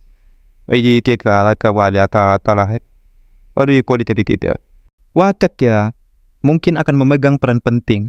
Ia meyakinkan Makoto bahwa ia menerima mereka berdua apa adanya. Kata-kata itu membuat Makoto sangat lega. Ia berterima kasih atas pengertian Yugo. Penuh tekad baru Makoto berlari ke depan. Aku akan menjadi jauh lebih kuat. Deklarasinya mengejutkan semua orang. Sambil tersenyum, Yugo melesat secepat kilat berbisik bahwa ia menantikan pertarungan mereka kelak. Di puncak gedung pencakar langit sebuah pesawat datang menjemput Yugo setelah misinya selesai. Ia melapor pada Kamuru, menyatakan ancaman iblis untuk sementara telah diredam. Kamuru berterima kasih, lalu menyebut sebuah nama, Himuro Yusei, mantan pemburu, peringkat A yang kini jadi buronan. Yugo langsung teringat pria pembuat onar itu. Kamuru menjelaskan Yusei berhasil kabur dari tahanan dan menghilang tanpa jejak. Yugo menghela napas, situasinya rumit, tapi ia punya urusan mendesak. Ia berjanji akan merekomendasikan 2 pemburu hebat untuk tugas ini. Kamuru setuju dan akan segera memeriksa data mereka. Panggilan berakhir. Kamuru berbalik pada sosok yang menunggunya. Maaf, menunggu lama, silakan bicara. Pria itu memperkenalkan diri sebagai Wizugi Uji, mantan murid Himuro Yusei. Ia datang dengan satu tujuan, menghentikan gurunya untuk selamanya. Suasana menjadi tegang menandai dimulainya babak baru yang penuh tantangan. Sebuah kisah baru akan segera terungkap. Bertahun-tahun lalu, Uji muda berlatih di bawah bimbingan Himuro Yusei, seorang jenius yang juga pembuat masalah. Dengan tatapan serius, Uji muda bertekad menjadi pemburu terbaik di dunia. Namun Yusei hanya tertawa menyebutnya terlalu kaku. Sambil menyentil punggung Uji, ia menyuruhnya untuk lebih santai dan menikmati hidup. Tapi bagi Uji, tanggung jawab seorang pemburu adalah segalanya, sebuah kesempatan yang tidak dimiliki semua orang. Yusei memotongnya, jika ingin jadi muridku, berhentilah menjadi sosok yang sempurna. Temukan jalanmu sendiri. Jangan hanya menjadi boneka asosiasi yang tak berguna itu. Uji akhirnya mengangguk tapi mengaku takkan bisa seperti gurunya. Yusei menyeringai, kau sedang mengejekku ya? Tawanya membahana. Kembali ke masa kini, Makoto dan Kazane sedang berlatih lari pagi di sekitar danau. Orang-orang di sekitar memperhatikan mereka, bertanya-tanya apakah keduanya sedang bersiap untuk turnamen besar. Tiba-tiba Kazane membahas toko bunga yang Makoto kunjungi beberapa waktu lalu. Makoto menjelaskan itu untuk Renoa, yang menyukai hal-hal indah, menambahkan kehadirannya membuat segalanya terasa lebih ceria. Seseorang di bangku taman berkomentar heran melihat sudah berapa putaran mereka berlari tanpa henti. Kazane penasaran apalagi yang Renoa suka, tapi Makoto yang gugup menyarankan untuk bertanya langsung padanya. Tak disangka Renoa muncul dan menjawab dengan dingin, aku tidak punya kesukaan khusus. Kazane memintanya untuk lebih ramah pada rekan satu tim. Renoa membalas tajam, mengingatkan bahwa Kazane lah yang sejak awal tidak mempercayainya. Suasana langsung memanas di antara keduanya. Kazane mulai kesal.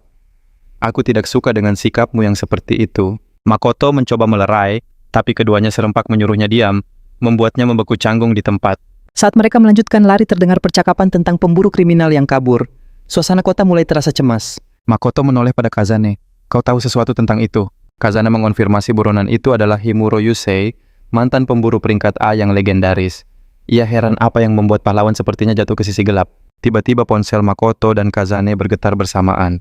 Sebuah panggilan darurat dari Asosiasi Pemburu Makoto langsung menduga ini ada hubungannya dengan rekomendasi Yugo. Tanpa buang waktu, Kazane mengajak untuk segera berangkat ke markas dan mencari tahu apa yang terjadi. Tak lama, mereka tiba di markas Asosiasi Pemburu Tokyo dan diarahkan ke ruang konferensi nomor 5. Seorang pria menyambut mereka, memperkenalkan diri sebagai Hayashi dari Divisi Penanganan Khusus. Hayashi berterima kasih lalu langsung ke intinya. Atas rekomendasi Yugo, mereka diberi misi untuk memburu Himuro Yusei. Keduanya terperangah tak menyangka akan mendapat misi sebesar ini. Hayashi menjelaskan bahwa asosiasi juga harus turun tangan. Yusei diduga bersembunyi di dekat gerbang tempat ia melarikan diri. Tugas mereka adalah menyisir area tersebut. Makoto menyuarakan keraguannya misi ini terdengar sangat berbahaya. Namun Hayashi menenangkannya. Kalian tidak akan pergi sendirian. Seorang pemburu peringkat A akan mendampingi kalian. Pintu ruangan pun terbuka. Kazane membeku di tempat saat melihat siapa yang masuk. Lama tidak bertemu Kazane, sapa Wizugi Uji. Hayashi mengonfirmasi tim mereka telah lengkap. Ia undur diri meminta mereka mempelajari detail misi sebelum berangkat. Kazane tersenyum tipis. Memang sudah lama sejak kita membersihkan gerbang bersama. Uji mengangguk setuju. Di hadapan Uji sang jenius rang Makoto, hanya bisa terpana. Namun uluran tangannya disambut tatapan dingin dan penolakan mentah-mentah. Uji menegaskan misi ini adalah urusan pribadinya, menganggap mereka hanyalah pengganggu. Argumen Kazane tentang kerja sama tim sama sekali tak ia gubris. Makoto mencoba menawarkan strategi membagi tugas agar lebih efisien. Tekad Makoto sebagai pemburu sempat membuat Uji terdiam. Kazane pun ikut meyakinkan bahwa mereka akan sangat membantu. Tapi Uji tetap dingin dan memilih untuk melangkah sendiri. Ia pergi begitu saja mengabaikan panggilan Makoto yang khawatir. Kazane justru tersenyum. Tim yang hebat selalu dimulai dengan kekacauan kan? Malam harinya di sebuah sekolah tua yang angker. Sekelompok remaja nekat menyelinap masuk. Mereka berdebat soal membagi wilayah kekuasaan yang baru. Tiba-tiba sorot senter mereka menangkap pemandangan aneh. Duri-duri es misterius. Gerbang dungeon kenapa bisa membeku? Kepanikan pecah saat salah satu dari mereka tiba-tiba membeku kaku, disusul oleh yang lainnya dalam sekejap. Sosok misterius muncul dari balik es, menghancurkan semuanya menjadi serpihan. Merepotkan, gumamnya sebelum menutup gerbang itu dengan kekuatan es yang luar biasa. Dengan mata penuh amarah, ia bersumpah akan membalas perbuatan asosiasi. Ia yakin tindakannya ini adalah sebuah kebenaran. Dialah Himuro Yusei, mantan pemburu rank A. Sementara itu, Uji Makoto dan Kazane tiba di gerbang dungeon lain. Uji kembali menegaskan dia akan maju sendirian seperti biasa. Tentu saja, Makoto sadar inilah saatnya untuk jujur soal Renoa demi kerja sama tim. Namun sebelum ia bicara, Uji memotong seolah bisa membaca pikiran. Ini soal kontrak iblismu itu. Makoto membeku. Ternyata Yugo sudah memberitahunya. Mengejutkan Uji justru berkata, kontrak itu jadi jahat hanya jika digunakan untuk kejahatan. Kazane tersenyum. Dia tidak seburuk kelihatannya kan? Mereka pun masuk meninggalkan Makoto yang masih tak percaya dengan apa yang baru saja ia dengar. Tak butuh waktu lama, mereka bertiga tiba di ruang bos. Seekor laba-laba putih raksasa yang mengerikan telah menanti mereka. Pertarungan ini tidak akan mudah. Namun bahkan sebelum monster itu berkedip, Uji melepaskan kekuatan bekunya yang dahsyat. Dalam sekejap, bos dungeon itu hancur menjadi debu es. Makoto dan Kazane hanya bisa terpana. Uji menghela napas. Sampai kapan kita bermain-main dengan yang lemah? Ia menyatakan pencarian di sini sia-sia, dan tak ada alasan lagi untuk tinggal. Makoto akhirnya sadar inilah kekuatan sesungguhnya dari seorang pemburu rank A. Saat Uji hendak pergi, Kazane tak tahan lagi. Kau selalu saja egois. Suasana pun langsung memanas. Tepat di saat itu, suara Renoa bergema di benak Makoto. Sebuah kemampuan baru telah bangkit. Renoa menjelaskan skill barunya, Residual Shadow Sense, kemampuan untuk melacak jejak bayangan target. Dan yang lebih hebat, skill ini bisa mengikuti gerakan target secara persis. Untuk pertama kalinya Uji terlihat terkejut. Wajah Makoto langsung berseri. Ini sempurna untuk misi kita. Dia segera berlari ke arah Uji menjelaskan bagaimana kekuatan ini bisa menemukan Yusei. Setelah terdiam sejenak, Uji akhirnya mulai berjalan. Ia menyebut sebuah bukit tempatnya dulu sering bertemu Yusei. Sebuah ajakan tanpa kata untuk mengikutinya. Kazane hanya bisa mendesah, dasar tidak bisa bicara terus terang. Renoa pun setuju si Uji memang selalu dingin. Di puncak bukit itu, langkah Wizugi terhenti. Pemandangan di bawahnya membangkitkan sebuah kenangan. Yusei pernah berkata di sinilah, ia merasa paling bebas, seolah semua aturan dunia tak lagi mengikatnya. Hari itu Yusei bahkan sempat mendorongnya, hiduplah lebih bebas kejar keseruan bukan hanya kepatuhan. Wizugi menepis kepingan memori itu. Sekarang bukan waktunya bernostalgia. Makoto yang merasakan perubahan auranya pun mendekat. Tanpa menoleh, Wizugi memberinya perintah, aktifkan kemampuan barumu. Makoto mengangguk dan seketika kegelapan merayap dari bawah kakinya. Bayangan itu mengungkap jejak kaki misterius yang mengarah lurus ke tepi bukit. Makoto analisis polanya. Seseorang baru saja di sini, lapor Makoto. Wizugi berlutut memeriksanya dan raut wajahnya seketika menegang. Yusei, nama itu terucap lirih. Kenapa dia kembali ke tempat ini? Apa yang ada di pikirannya? Bayangan masa lalu kembali menghantui namun ia paksa enyahkan. Aku sudah melacak lokasinya. Suara Makoto memecah lamunannya. Wizugi mengangguk tegas. Kita berangkat sekarang. Dalam hati ia menduga Yusei datang untuk memantapkan hatinya. Sementara itu, di markas asosiasi Guild Nami Ima, dari divisi gerbang menatap monitornya dengan cemas. Kepanikan mulai menjalari dirinya. Buka semua saluran komunikasi sekarang, perintahnya. Sebuah pengumuman genting akan segera disiarkan. Seluruh pemburu diperingatkan akan potensi gate break operasi pencarian darurat segera diperintahkan. Di tengah hutan lebat langkah mereka terhenti oleh sebuah notifikasi darurat yang muncul serentak. Asosiasi melaporkan kemunculan gerbang tak terduga dan memerintahkan semua pemburu untuk segera bergerak. Bukankah butuh 7 hari sampai sebuah gerbang terbuka? Tanya Makoto. Yang ini berbeda. Potong Kazane. Aura ini bisa meledak kapan saja. Kazane mendesak mereka bergegas sebelum semua terlambat. Jejak Yusei, sahut Makoto mengingatkan. Jika kita mengikutinya, mungkin kita akan menemukan gerbang itu. Mendengar itu, ekspresi Uji berubah drastis, ia menyadari sesuatu. Ia teringat kebiasaan Yusei. Saat ragu, dia akan langsung menerobos maju. Uji mengepalkan tangannya. Tujuannya adalah memicu gate break itu. Makoto pimpin jalan. Perintah Uji tiba-tiba. Meski terkejut, Makoto segera mengambil alih membiarkan kekuatan bayangannya menuntun mereka. Jejak itu berakhir di sebuah sekolah tua yang terbengkalai. Auranya begitu mencekam persis seperti di film horor. Saat mereka mendekat, Makoto melihat sebuah siluet misterius. Sosok itu menghilang ke dalam gedung. Itu Yusei, desis Uji tanpa ragu. Namun sebelum mereka melangkah, suara retakan keras menggema. Energi kelam yang dahsyat meledak dari dalam gedung, dada Makoto terasa sesak. Energi ini sama seperti yang merenggut orang tuanya dulu.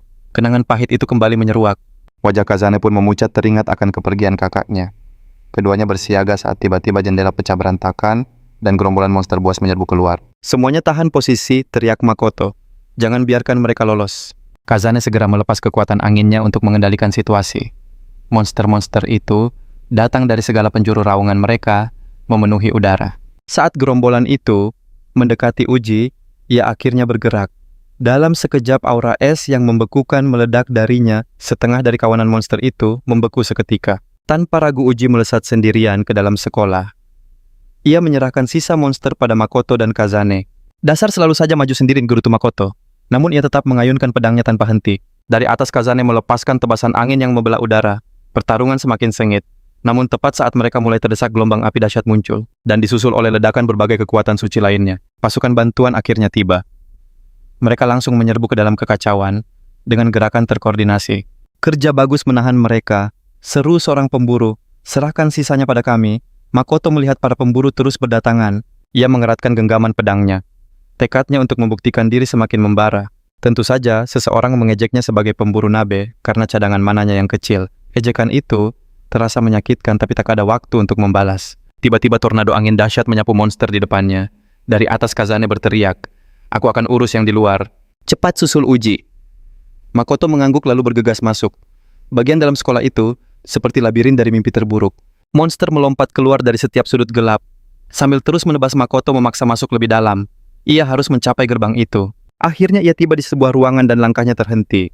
Ia melihat Uji membekukan monster bos raksasa, lalu menghancurkannya berkeping-keping. Makoto hanya bisa terdiam. Apa? Pertarungannya sudah berakhir. Yusei sudah pergi, kata Uji. Meskipun kita menutup gerbang ini, dia akan membuka yang lain. Tapi Makoto menolak untuk menyerah. Uji yang frustrasi mencengkeram-keram Makoto. Jangan bersikap seolah kau tahu segalanya, bentaknya. Namun Makoto tetap tenang. Ia mengingatkan bahwa kekuatan Ujilah yang membawa mereka sejauh ini. Karena bosnya sudah dikalahkan, lanjut Makoto. Kita masih bisa mengejar Yusei. Aku bisa menggunakan sisa-sisa bayangannya.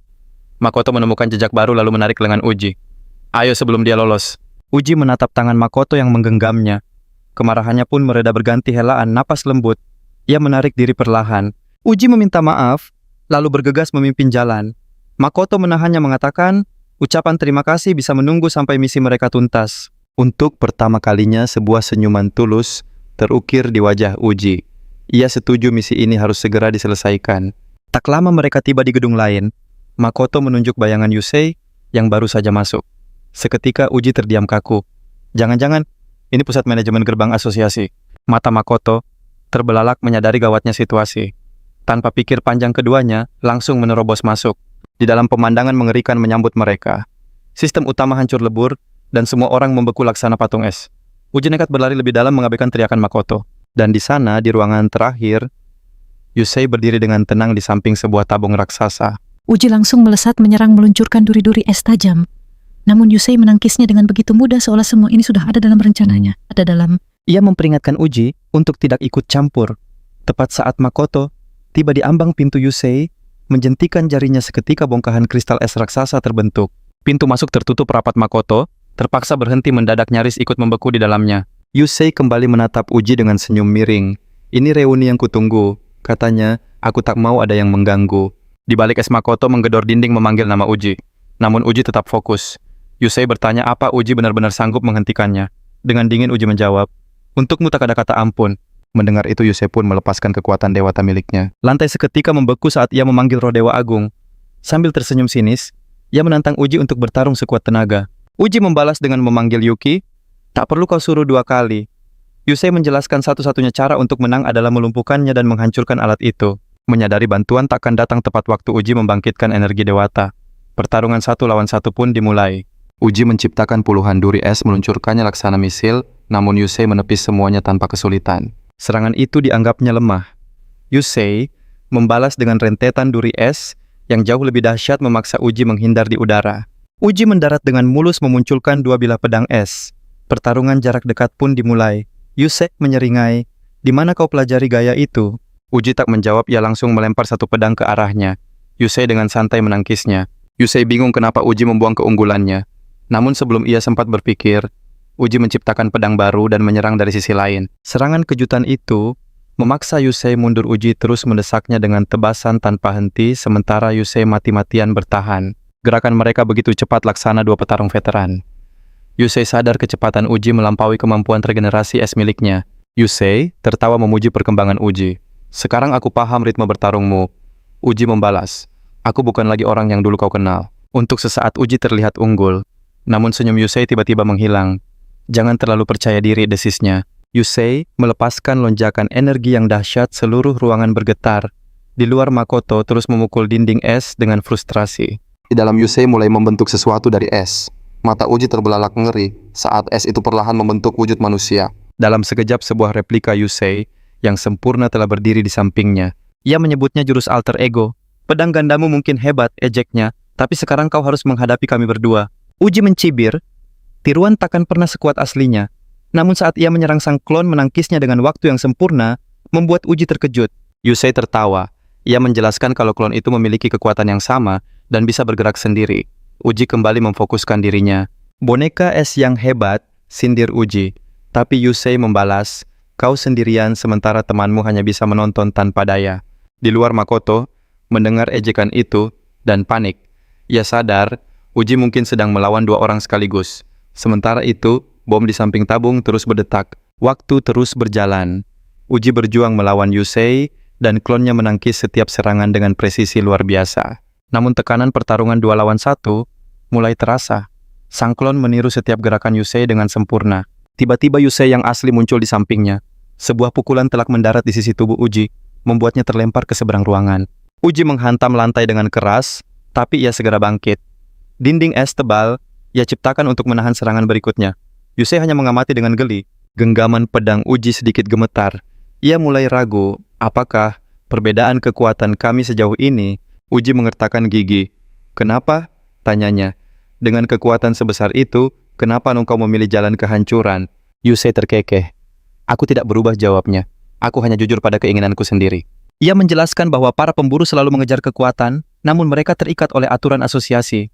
Karena itu, ia memilih untuk bebas dan menempuh jalannya sendiri. Nada bicara Yusei menggelap. "Pilihanku ini memang membuatku diasingkan, tapi aku tak pernah menyesal." Uji berteriak. "Kebebasanmu itu harus mengorbankan orang lain." Yusei hanya mengangkat bahu. Baginya para pemburu hanyalah pion yang menuruti perintah. Ia menyamakan mereka dengan boneka tak berjiwa. Kata-kata itu membuat Uji terhenyak. Ekspresi tak percaya terpancar jelas di wajahnya. Di luar, Makoto pun terdiam membisu. Ia mendengar setiap kata Yusei. Yusei melanjutkan dengan gerbang yang telah terbuka dan sistem asosiasi yang hancur. "Kehancuran dunia ini adalah pembalasanku." Yusei mendeklarasikan kebebasan para pemburu, membuat amarah Uji meledak. Menyebut logika Yusei sesat, Uji bersumpah untuk menghentikannya. Dengan sisa tenaganya, ia berdiri sebagai mantan murid Yusei. Dia takkan membiarkan semua ini dihancurkan. Yusei hanya terkekeh meremehkan perlawanan Uji yang sudah terperangkap. Uji menunduk dan menyadari es telah merayap mengunci kakinya di tempat. Pedang Yusei terangkat siap mengakhiri segalanya. Tapi sesaat sebelum bilahnya turun, ledakan dahsyat mengguncang ruangan. Segel es di pintu hancur berkeping-keping. Yusei menoleh tepat saat sebuah palu raksasa menembus masuk memaksanya melompat menghindar. Makoto melangkah masuk dengan senjata teracung, matanya berkilat penuh amarah. Tanah bergetar saat dia mengarahkan palunya ke Yusei. Berteriak untuk menghentikan kegilaan ini selamanya. Dengan satu ayunan presisi, Makoto menghancurkan es yang menjebak Wizugi, membebaskannya. Dia sudah menemukan cara untuk menembus es itu. Wizugi tertegun. Makoto terus menghantam es hanya untuk menyelamatkannya. Senyum lega dan penuh terima kasih terukir di wajahnya. Sementara itu, Himuro memandang adegan itu dengan tatapan jijik yang tak disembunyikan. Dia memutar matanya mengejek Makoto yang sok tahu cara menembus pertahanannya, menyebutnya pecundang. Makoto dan Wizugi kini melangkah maju, menghadapi Himuro bersama. Himuro menyadari Wizugi adalah ancaman yang harus disingkirkan lebih dulu. Himuro melesat dengan tebasan cepat. Namun, Wizugi berhasil menahannya di detik terakhir. "Hanya aku yang akan mengalahkanmu," ucapnya. Kata-kata itu menyentuh ego Himuro. Senyum tenangnya berubah menjadi seringai penuh kekesalan. Tanpa ragu, ia memerintahkan alter egonya untuk menyerang Makoto Clone. Bayangan itu pun melesat dengan ganas. Saat Himuro kembali berduel dengan Wizugi, Makoto langsung menilai gerakan alter ego itu. Cepat dan tajam, tapi dibandingkan Grom ini hanyalah pemanasan. Dia meluncur mundur, menciptakan jarak sambil menganalisis ritme serangan lawannya. Di sisi lain, tarian pedang Wizugi dan Himuro terus berlanjut. Benturan keras terdengar saat Himuro menyeringai sinis, "Apa temanmu sudah tamat?" Wizugi hanya melirik ke arah Makoto tanpa kata. Keheningannya justru membuat Himuro semakin murka. Dengan penuh keyakinan, Himuro sesumbar bahwa Makoto tak akan pernah bisa mengalahkan ciptaannya. Namun tepat saat Himuro akan melanjutkan ejekannya, seringainya membeku. Alter ego itu lenyap terbelah dua dengan rapi sementara Makoto berdiri dengan tenang. Keheningan yang menyelimuti Wizugi dan Himuro sudah menjelaskan segalanya. Makoto sedikit memiringkan kepalanya. "Iblis buatanmu itu bahkan tidak cukup untuk pemanasan." Himuro mendorong Wizugi mundur, tatapan bekunya kini tertuju sepenuhnya pada Makoto. "Apa kau membuat kontrak dengan iblis?" tanyanya dingin. Makoto hanya mengangkat bahu. "Apa itu penting?" Senyum Himuro kembali terukir di wajahnya. Kali ini lebih jahat. Dia memperingatkan Makoto bahwa dunia takkan pernah menerima seorang pemburu yang terikat iblis. "Apa kau pikir bisa menemukan kebahagiaan seperti itu?" Ia melangkah lebih jauh mengajak Makoto untuk bergabung dengannya. "Bersama kita bisa membentuk ulang dunia ini." Kata-kata itu menggema penuh dengan godaan. Sejenak bahkan Makoto pun goyah terpukau oleh betapa meyakinkan suara Himuro. Tapi kemudian dia menggelengkan kepala. "Mungkin kau ada benarnya, tapi aku ingin merasakan dunia ini dengan caraku sendiri sebagai seorang pemburu." Dengan tatapan menusuk dia berkata, "Kau tidak lebih baik dari iblis yang kau benci itu." Matanya berkilat tegas saat dia menyatakan akan mengalahkan Himuro, bukan sebagai pion iblis, tapi sebagai seorang pemburu sejati. Terbakar oleh semangat Makoto, Wizugi menyeringai dan menggemakan tekadnya. Persahabatan atau ikatan pribadi tidak penting di hadapan keadilan. Bersama mereka menyatakan Himuro sebagai kejahatan yang harus dihentikan, lalu menyerbu maju dengan pedang yang bersinar. Himuro hanya mencibir, "Kalian benar-benar ingin segera berakhir." Tanah retak saat ia melesat dengan kecepatan mengerikan. Dalam satu gerakan dia menyerang keduanya. Wizugi menerima sabetan dalam di tubuhnya. Jubahnya basah kuyup sementara pipi Makoto tergores oleh serangan yang menyakitkan. Dari kekuatan serangan itu, jelas Himuro selama ini menahan diri. Sambil menahan sakit mereka menyerang serentak, tapi Himuro menepisnya dengan mudah. Dia kembali fokus pada Makoto dan melancarkan pukulan berat. Makoto berhasil menahannya, tapi getarannya membuatnya terlempar ke belakang. Lengannya bergetar hebat. Dia sadar gerakan asli Himuro jauh lebih presisi dari alter egonya. Setiap serangan terasa sempurna dan mematikan. Dia harus membalikan keadaan. Makoto mengaktifkan Residual Shadow Sense, jejak samar bayangan kini terlihat di belakang setiap gerakan Himuro. Kemampuan itu membuatnya bisa memprediksi serangan terlintas di benaknya untuk membagi penglihatan ini dengan Wizugi saat suara Renoa tiba-tiba bergema di kepalanya. Sebuah ide cemerlang terlintas, "Bagaimana jika kau alirkan mana ke mataku?"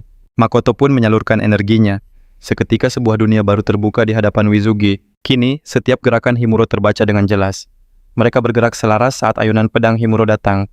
Wizugi menghindar dan melancarkan serangan balasan. Himuro terpaksa menangkis membuka celah bagi Makoto yang muncul dari sisi lain. Alur pertarungan telah berbalik. Senyum kemenangan Himuro memudar.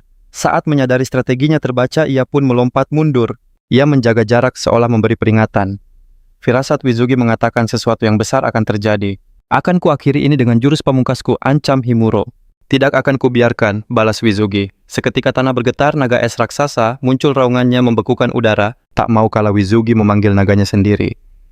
Dua makhluk legendaris itu pun beradu di angkasa. Ledakan dahsyat mengguncang arena.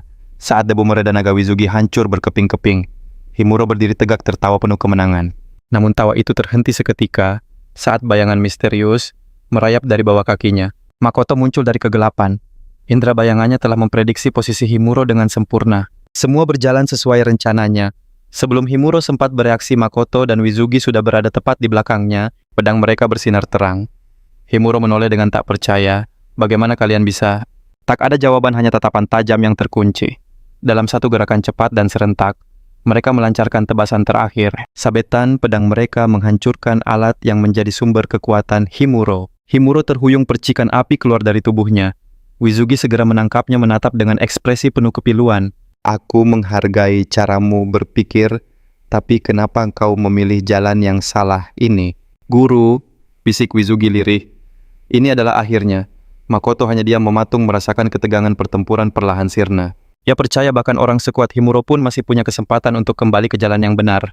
Keyakinan itulah yang akan selalu dipegang teguh olehnya dan Renoa. Di luar, Wizugi menghubungi asosiasi untuk menjemput Himuro. Tak jauh darinya, Himuro terduduk tak berdaya. Es membekukan tangan kaki, bahkan mulutnya membuatnya tak bisa bergerak.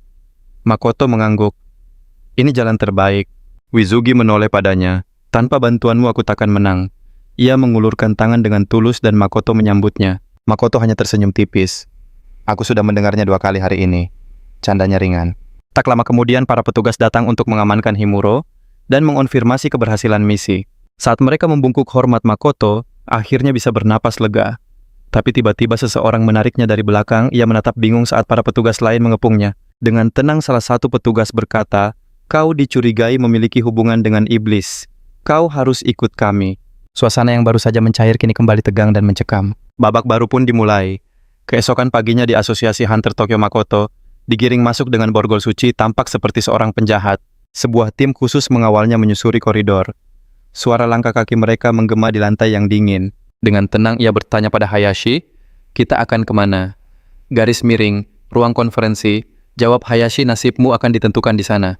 Bukan awal hari yang ia harapkan, tapi Makoto tetap memasang wajah datar. Kecurigaan para hunter terus berputar di benaknya. Tatapan mereka terasa jauh lebih berat daripada borgol di tangannya. Hayashi mengingatkannya untuk menjaga sikap seolah ia anak nakal yang akan menghadap kepala sekolah. Di dalam, Amagi dan Kaamuru telah menunggunya bersama 2 orang petinggi asosiasi. Amagi menyapanya dengan lambaian ceria yang aneh, sementara Kaamuru hanya menatapnya dengan ekspresi dingin. 2 petinggi lainnya menatap Makoto dengan tajam seolah ia telah melakukan kesalahan besar. Kaamuru membuka rapat tentang insiden anomali itu. Di layar, rekaman pertarungan Makoto di dungeon diputar ulang. Video itu menunjukkan bagaimana ia membantu Wizugi mengalahkan Himuro. Namun suasana ruangan mendingin saat seseorang mengangkat topik keterlibatannya dengan iblis. Renji, kepala divisi anti anomali, maju dan berkata, "Kami yang akan menentukan hukuman yang pantas untukmu." "Apa kau punya kontrak dengan iblis?" tanyanya langsung. Merasa tak ada gunanya berbohong, Makoto pun memanggil Renoa. Begitu Renoa muncul, atmosfer ruangan berubah total. Auranya yang agung memenuhi udara dengan tekanan luar biasa. Salah satu hunter langsung membeku di tempat, sementara yang lainnya benar-benar kehilangan kendali. "Dia bukan iblis biasa.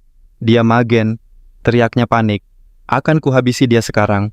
Kekuatannya meledak, namun sebelum serangannya mengenai target, sebuah retakan dimensi muncul dan menelannya utuh. Amagi masuk dengan ekspresi campur aduk menenangkan suasana yang mulai panas. Basauri, si pemburu berdarah panas, langsung mencibir menganggap rapat ini cuma buang-buang waktu. Atau dia bisa melenyapkan Amagi lebih dulu. Seketika aura tegang memenuhi ruangan.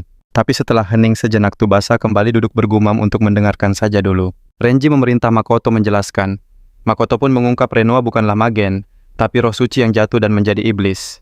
Pengungkapan itu mengguncang seisi ruangan. Tsubasa tertawa sinis, tak percaya ada hal seperti itu. Nova yang melayang di sisi Amagi berbisik bahwa rumor tentang roh suci yang jatuh memang pernah terdengar. Amagi memintanya berbagi cerita. Suara tenang Nova berhasil meredakan ketegangan, membuat Amagi mengangguk berterima kasih. "Apakah masih ada yang meragukan identitas Renoa?" Tsubasa bersikeras. "Mau dewa atau bukan, dia tetap iblis." Renji pun menekan Renoa. "Bagaimana kau bisa jadi begini?" Renoa mengaku ia memang jatuh, tapi menolak menjelaskan caranya. Jawaban itu memancing amarah Tsubasa yang menggebrak meja. Ia takkan percaya pada orang yang penuh rahasia. Renji setuju keberadaannya bisa jadi bahaya.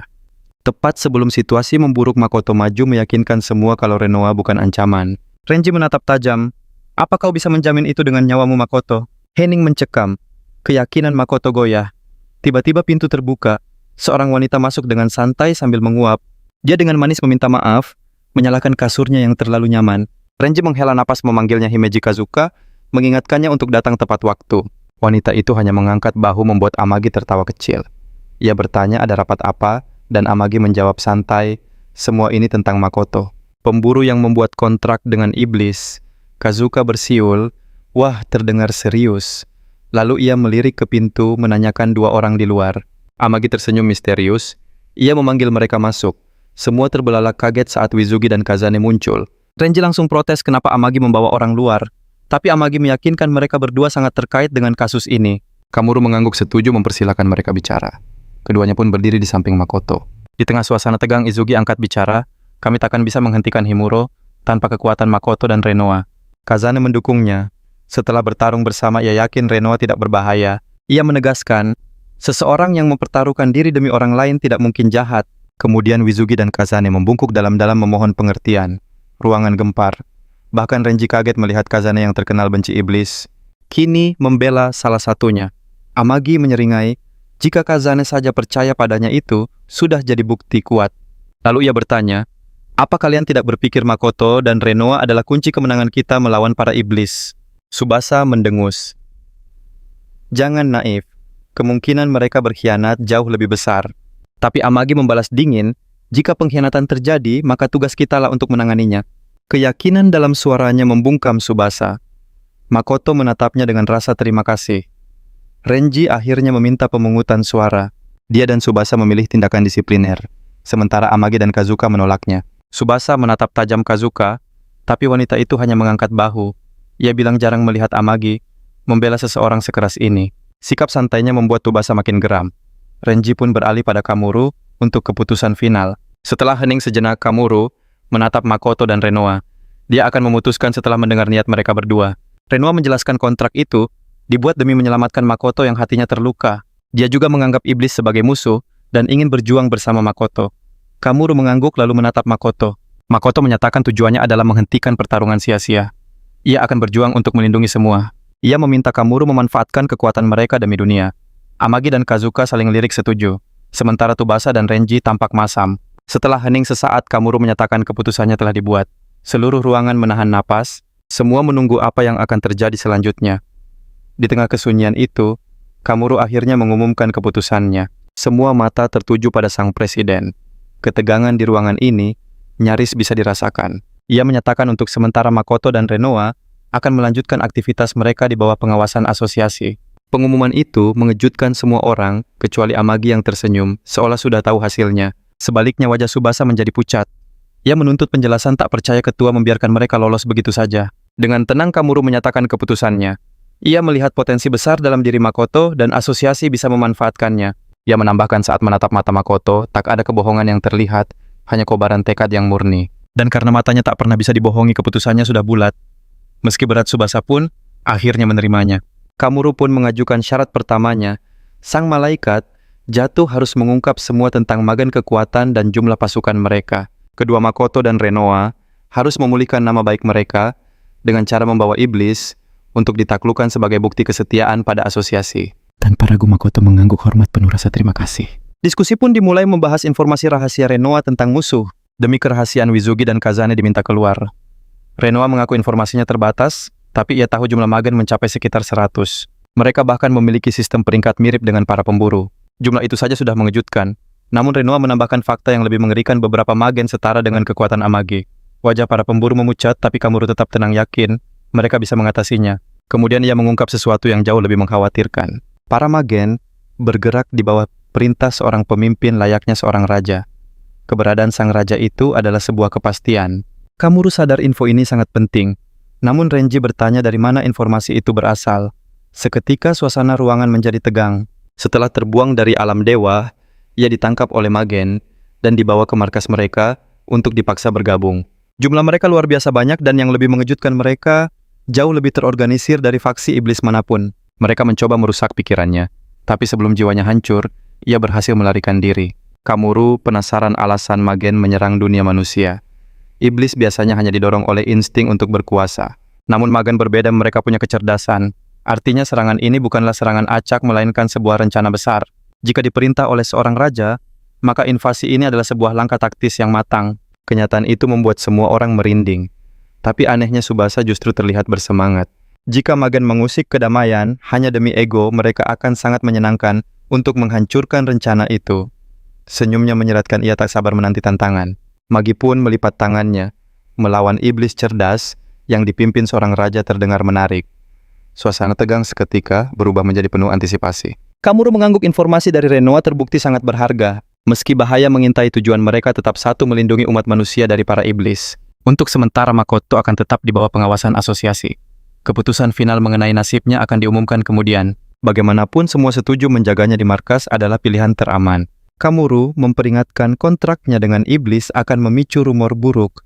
Karena itu, Makoto harus membuktikan nilainya lewat tindakan nyata. Sebagai langkah awal, ia ditugaskan membersihkan portal iblis, sebuah misi yang sesuai untuk peringkat F sepertinya. Himi mengingatkan bahwa evaluasi resmi berikutnya masih beberapa bulan lagi. Tapi Kamuru yang tampak bersemangat setelah mendengar laporan Renoa, menyatakan kalau ia tidak bisa menunggu selama itu. Ia pun mengumumkan akan ada evaluasi ulang khusus untuk Makoto saat ini juga. Para pemburu lain tertawa terbahak-bahak. Sepertinya mereka sudah hafal dengan sifat aneh sang ketua. Amagi bahkan menyebutnya sebagai salah satu kebiasaan buruk Kamuru. Tiba-tiba tatapan mereka berubah menjadi kasihan. Makoto sendiri bingung tak tahu ini serius atau hanya lelucon. Dan sebelum ia sempat berpikir, Kamuru menepuk bahunya dan menyeretnya ke aula latihan. Hal berikutnya yang ia sadari, ia sudah berdiri di arena berhadapan dengan sang ketua asosiasi yang memegang pedang berselimut energi suci. Kamuru menjelaskan sebagai kasus spesial, Makoto harus melawannya langsung. Ide gila, tapi sang ketua berjanji hanya akan menggunakan 10 hingga 20% kekuatannya. Janji itu sama sekali tidak menenangkannya. Namun ia tak punya pilihan untuk menolak. Saat roh suci Kamuru bermanifestasi, udara di sekitar mereka bergetar menyala dengan kekuatan dahsyat yang tekanannya terasa menghancurkan. Makoto tak percaya. Apakah ini benar-benar orang tua yang sama yang tersenyum ramah beberapa saat lalu? Keduanya berhadapan bagai cahaya dan bayangan. Para pemburu lain berkumpul ingin menyaksikan seberapa hebat kekuatan pengguna iblis ini. Kamuru mengumumkan syaratnya, kau hanya perlu mendaratkan satu serangan padaku. Jika gagal, ia akan langsung dikeluarkan dari asosiasi. Wajah Makoto pucat pasi. Ini pasti sebuah lelucon kan? Namun sang ketua menegaskan, ia tidak sedang bercanda. Pertarungan pun dimulai. Sebelum Makoto sempat berkedip, Kamuru sudah di depannya melayangkan pukulan telak ke dadanya. Makoto terlempar hingga menghantam dinding. Seluruh tubuhnya bergetar hebat akibat benturan itu. Tapi entah bagaimana ia berhasil bangkit kembali menggenggam pedangnya lebih erat. Satu serangan saja terasa seperti ditabrak truk dewa. Tapi ia tidak akan menyerah. Kamuru menatapnya tajam, mencoba membaca apakah janji Makoto untuk melindungi manusia itu tulus. Akhirnya Makoto menguatkan tekad dan mengangkat pedangnya meskipun lengannya bergetar hebat. Aura pertarungan menggetarkan udara saat mereka bersiap untuk bentrokan berikutnya. Jantung Makoto berdebar kencang memikirkan semua orang yang mendukungnya. Dia sadar ini bukan sekadar pertarungan tapi ujian untuk membuktikan kelayakannya. Tubuhnya nyaris tak sanggup berdiri. Makoto terus bertarung. Tangannya terasa kebas, tak menyangka sang ketua begitu menahan diri. Kamuru pun melepaskan kekuatannya menyuruhnya bertarung tanpa ragu. Tanpa pilihan lain, Makoto menyerbu maju dengan tekad membara. Sebagai permulaan, ia mencoba mengikat lawannya dengan rantai bayangan. Ini adalah pertama kalinya ia menunjukkan kemampuan itu. Pemuda itu melesat mengayunkan pedangnya seolah tak terhentikan. Setidaknya begitulah kelihatannya. Namun, saat pedang itu turun, sang ketua dengan santai menjepitnya di antara dua jari. Ia menyebut serangan itu dangkal. Makoto terlempar ke tanah, napasnya tersengal. Dengan kecepatan seperti ini, mustahil ia bisa mendaratkan satu serangan pun. Bertekad untuk membuktikan dirinya, Makoto mengambil jarak mencoba mencari keseimbangannya kembali. Sementara itu, Kamuru mematahkan rantainya dengan mudah, bertanya apa hanya ini yang ia punya. Di saat yang sama, sebotol minuman dibuka. Amagi mulai menikmati pertunjukan. Dia menikmati pertarungan itu, sementara yang lain menonton dengan perasaan campur aduk. Himi bernostalgia, karena ia juga pernah dibuat tak berdaya di awal. Sementara Tsubasa terkejut karena ketua masih menahan diri dan merasa ia seharusnya kembali ke garis depan. Sambil tak bergerak, Makoto berpikir keras mencari cara untuk mendaratkan satu pukulan saja. Bosan menunggu terlalu lama, sang ketua memutuskan untuk menyerang lebih dulu. Gerakannya begitu cepat, pria tua itu langsung memangkas jarak memanggil pedang cahayanya.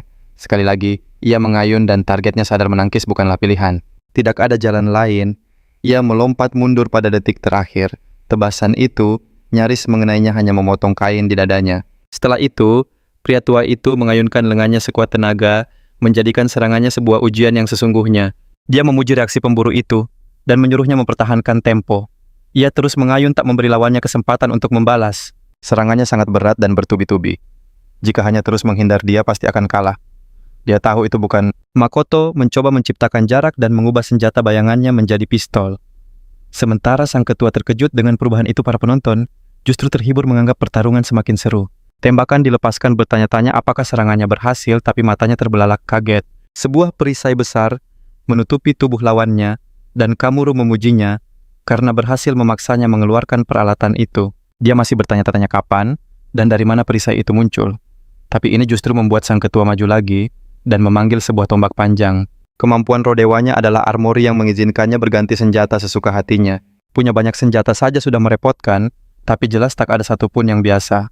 Rohnya Yulan adalah dewa persenjataan dan mengizinkannya memakai peralatan heroik sepuasnya. Dengan kata lain, sang ketua adalah petarung jarak dekat terkuat di asosiasi.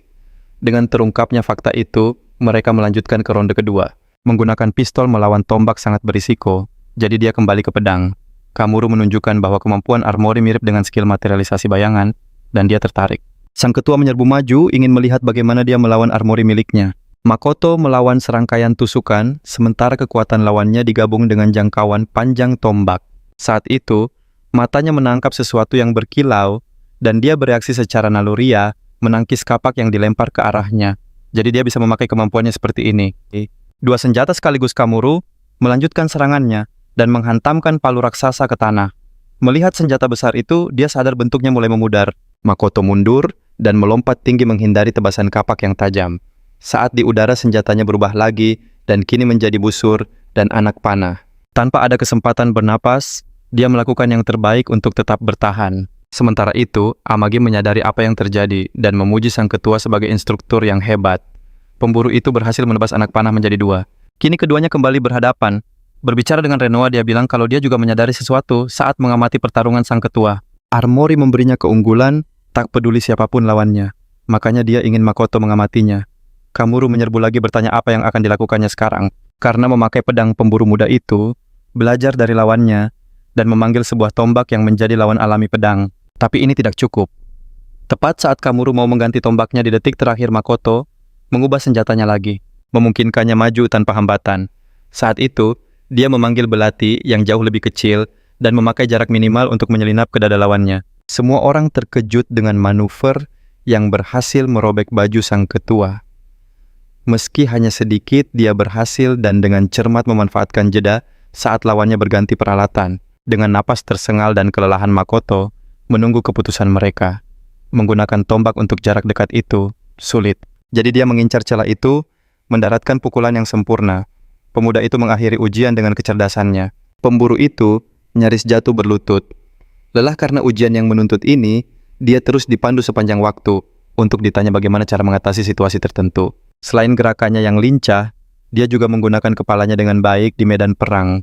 Sebuah saran untuk menempa diri lebih jauh. Hasil evaluasi ulang memberinya peringkat B-. Ini adalah lompatan besar, namun tekad baru telah membara di hati Makoto. Ia bersumpah akan menjadi jauh lebih kuat. Tiba-tiba Amagi muncul di belakangnya. Ia mengakui kemajuannya namun mengingatkan kalau jalan Makoto masih sangat panjang. Menyadari kebenarannya, semangat Makoto justru berkobar. Ia menatap sang pemburu es penuh gairah untuk melampaui batas. Dengan tulus ia membungkuk dalam-dalam memohon bimbingan. Senyuman tipis terukir di wajah Amagi, semua sesuai rencananya. Tanpa ragu ia menerima permintaan itu, siap menyaksikan potensi Makoto mekar sepenuhnya. Amagi pun menjelaskan sebuah metode latihan kuno yang pernah ia lakukan bersama Nova bertahun-tahun silam.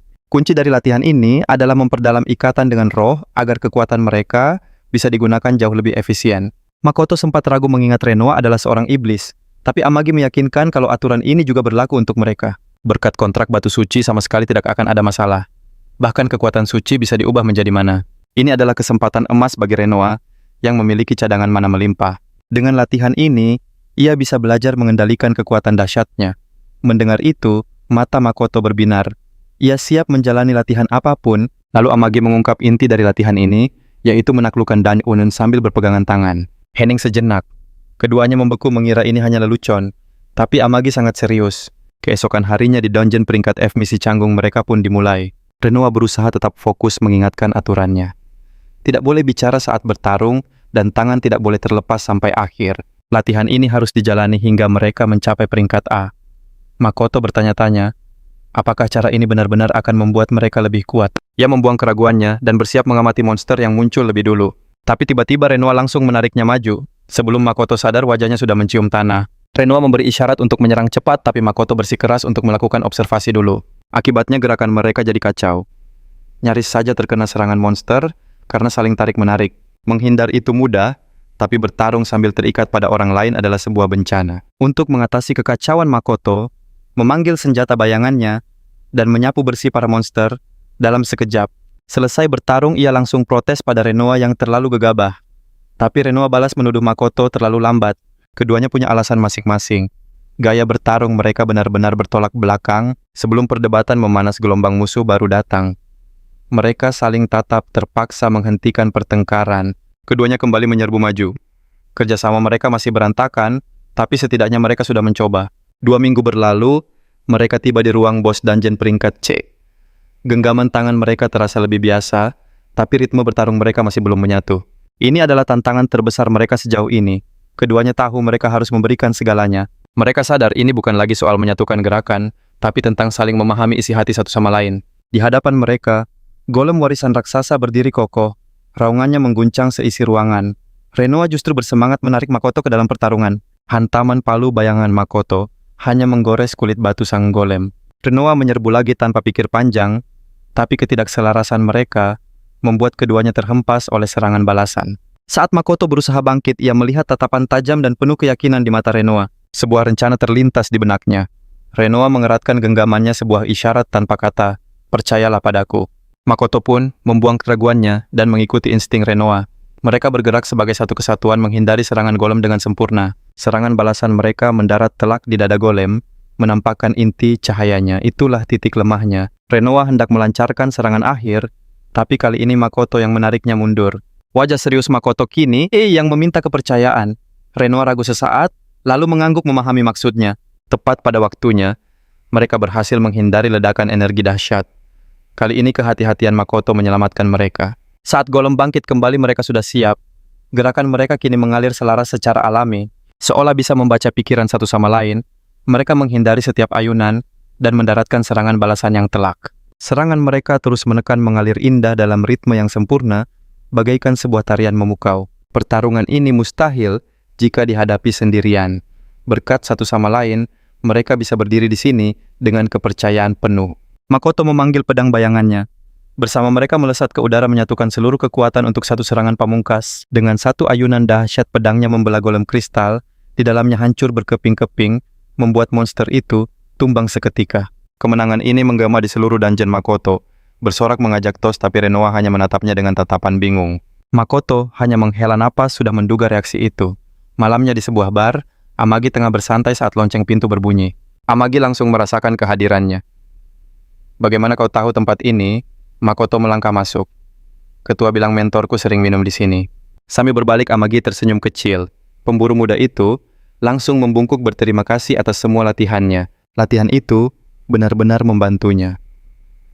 Kontrol mananya meningkat pesat, membuat Amagi takjub dengan perubahannya dalam 3 hari. Perkembangannya melampaui semua ekspektasi. Dengan bangga, Amagi menyodorkan segelas minuman untuk muridnya. Dia lalu memberitahu ada panggilan mendadak dari asosiasi. Sebuah portal raksasa, terdeteksi mirip dungeon biasa, namun skalanya jauh lebih masif. Misi kali ini akan membutuhkan lebih banyak pemburu untuk menghadapi apapun yang bersembunyi di dalamnya. Renji melapor pada presiden, meminta arahan. Dengan tenang, sang presiden menyuruh Mishima mengumpulkan pemburu, lalu menanyakan peringkat dungeon itu. Saat mendengar peringkatnya B, sebuah senyum misterius terukir di wajahnya. Sebuah rencana licik sepertinya baru saja terbentuk. Tanpa ragu, dia langsung merekomendasikan satu nama, mengklaim bahwa orang ini pasti akan melakukan hal besar. Enji langsung tahu siapa yang dimaksud. Saat Mishima bertanya, Kamuru membuka profil Hunter Makoto. Wajahnya terpampang di layar, seolah ditakdirkan menjadi kunci utama dalam misi ini. Keesokan harinya, para pemburu berkumpul di depan portal raksasa yang berdenyut dengan energi yang tidak stabil. Pusaran warnanya bagai badai yang siap meletus, getaran kecil bahkan terasa di bawah kaki. Makoto merasa gelisah melihat kerumunan sebesar ini. Para hunter membentuk kelompok-kelompok kecil, memeriksa perlengkapan, dan mendiskusikan strategi terakhir mereka. Tiba-tiba dari seberang kerumunan, sebuah teriakan terdengar dengan jari telunjuk mengarah lurus padanya. Seketika suasana menjadi dingin. Beraninya kau muncul di sini. Mereka mengenalinya sebagai orang yang membuat perjanjian dengan iblis. Ketegangan meroket. Tak lama beberapa orang mengepungnya, wajah mereka dipenuhi amarah dan kebencian. Kau mengkhianati kami semua, seru seorang hunter, bukan cuma asosiasi tapi semua yang kehilangan keluarga karena iblis. Tuduhan itu menusuk lebih tajam dari pedang manapun. Makoto ingin membela diri, tapi ia tahu semua itu sia-sia. Di mata mereka perbuatannya tak bisa dimaafkan. Jadi ia memilih diam, karena menjawab hanya akan memperkeruh suasana. Cacian terus menghujaninya, mempertanyakan kenapa pengkhianat sepertinya dibutuhkan dalam misi penting ini. Di sisinya Renoa mengepalkan tangan menahan amarah. "Apa kau akan membiarkan mereka bicara seenaknya?" tanyanya geram. Makoto menggeleng, fokus pada misi. Tapi situasi memanas saat seorang hunter lepas kendali dan menembakkan panah petir ke arahnya. Makoto refleks mengangkat pedangnya. Tapi sebelum serangan itu, mendarat sebuah dinding air raksasa. Tiba-tiba muncul, entah dari mana, panah itu lenyap dalam percikan air. Semua orang terdiam terkejut. Lalu sebuah suara tegas menggema, "Hentikan!"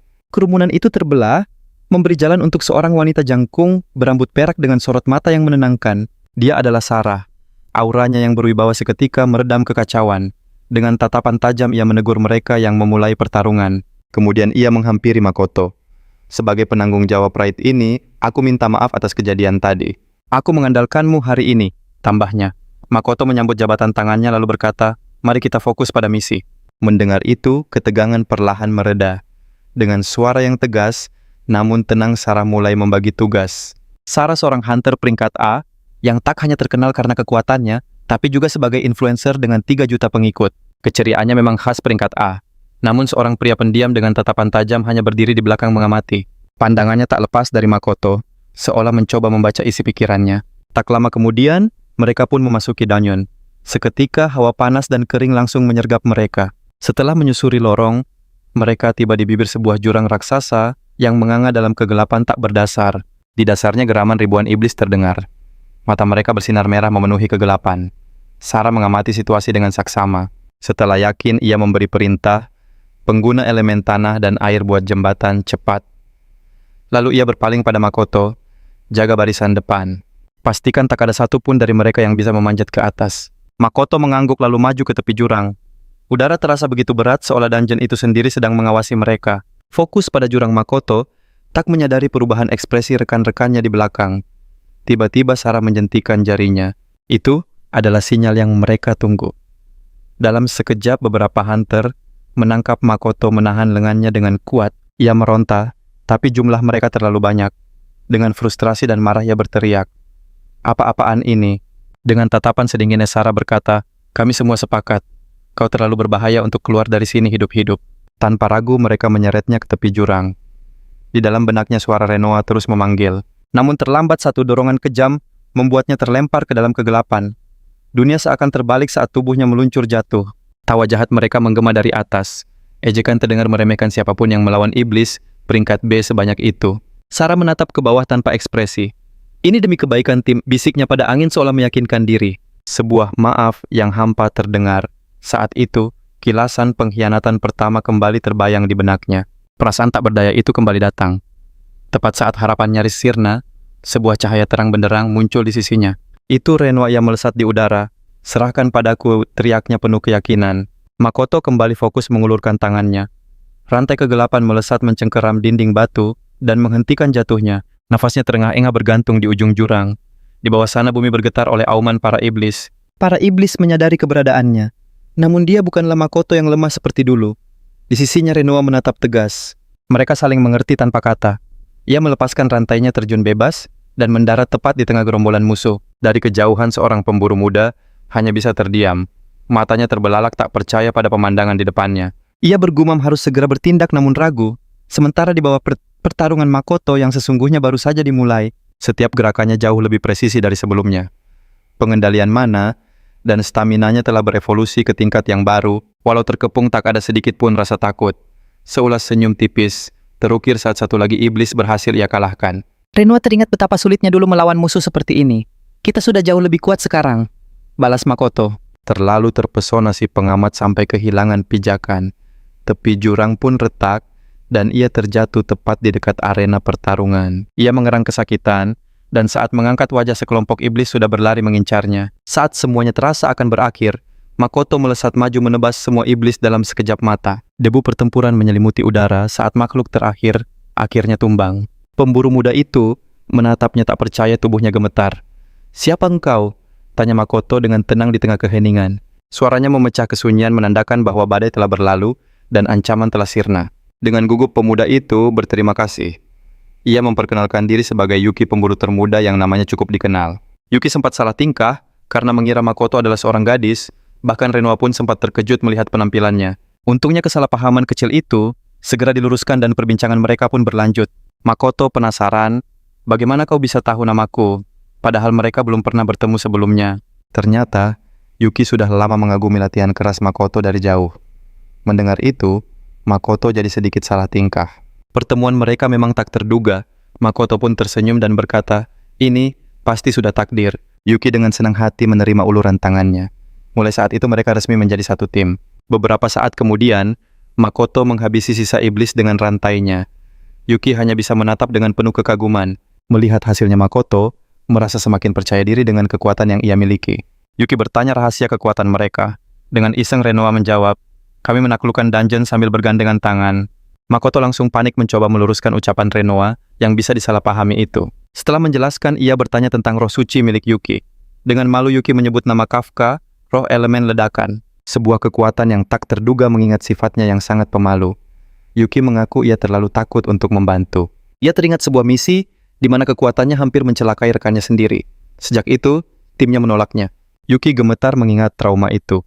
Makoto segera meminta maaf karena telah membuka luka lamanya. Rohnya Kafka seolah mendekat untuk menenangkannya. Mengatasi trauma seperti itu memang tidak mudah. "Kau pasti sudah berjuang keras," ujar Makoto. "Usaha keras tidak akan pernah sia-sia. Niat tulus untuk membantu rekan sudah lebih dari cukup." Kata-kata itu menyalakan kembali semangat di dalam diri Yuki. Sambil menyeka air matanya, Yuki menatap Makoto dan mengucapkan terima kasih dari lubuk hatinya. Ia berjanji akan menjadi kekuatan bagi Makoto. Makoto hanya mengangguk dengan senyum tipis lega, memiliki rekan baru di sisinya. 10 jam kemudian mereka tiba di puncak tempat sang bos dungeon menunggu. Pertarungan sengit pun tak terhindarkan. Dengan strategi yang matang, mereka bersiap. Aura kekuatan yang dahsyat terpancar dari monster di hadapan mereka. Semburan air dahsyat menghujam dari langit mengakhiri riwayat sang monster. Dan begitu saja dungeon berhasil ditaklukkan, sorak-sorai kemenangan pun menggema. Sarah menoleh untuk memeriksa timnya. Namun tiba-tiba sebuah portal sihir hitam terbuka di atas mereka. Energi mengerikan terasa menusuk tulang. Dan dari portal kegelapan itu, sesosok iblis melangkah keluar. Iblis itu mengeluh tentang energi yang ia gunakan untuk sampai kemari.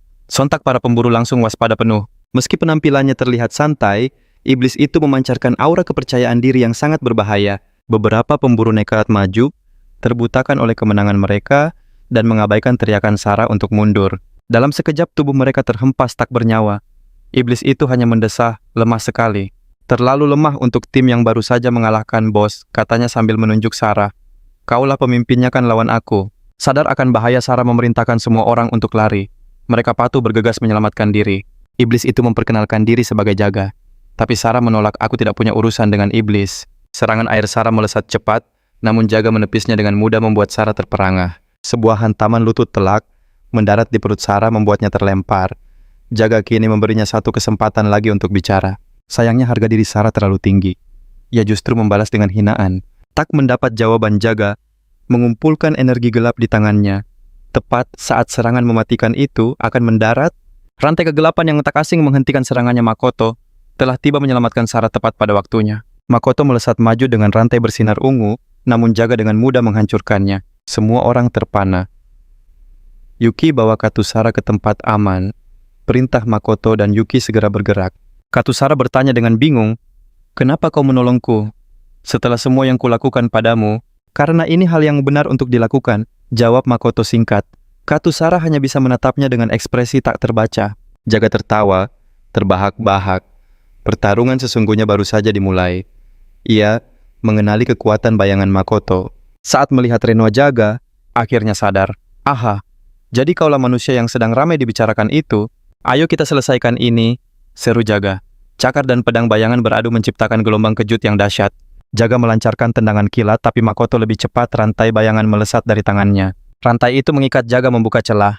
Namun, saat pedang Makoto nyaris menebasnya, Jaga menyeringai dan menghindar. Jaga balas menyerang, tapi Makoto menangkap kakinya, lalu membentuk sebuah pistol dari bayangan. Suara tembakan menggelegar mengejutkan semua orang. Jaga hanya tertawa. Ini baru menyenangkan. Para penonton tak percaya. Bahkan Katusara terpana melihat Makoto bisa mengimbangi iblis yang tak mampu ia sentuh. Yuki hanya bisa mengepalkan tangannya. Ia tahu ikut campur sekarang hanya akan menjadi beban. Dia hanya bisa menyaksikan dengan tegang saat pedang Makoto dan cakar Jaga kembali beradu sengit.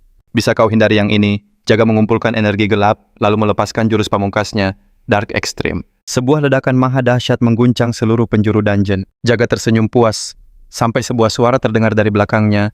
Jurus sebesar itu meninggalkan celah yang besar pula. Makoto mendaratkan serangan telak. Jaga terbelalak kaget saat serangan itu menembus pertahanannya. Wajah Makoto tampak begitu tenang. Dia benar-benar luar biasa, gumam Katusara penuh kekaguman. Kau lebih lemah dari Grom, ucap Makoto dingin. Akan ku akhiri ini sekarang. Pedangnya terangkat untuk tebasan terakhir.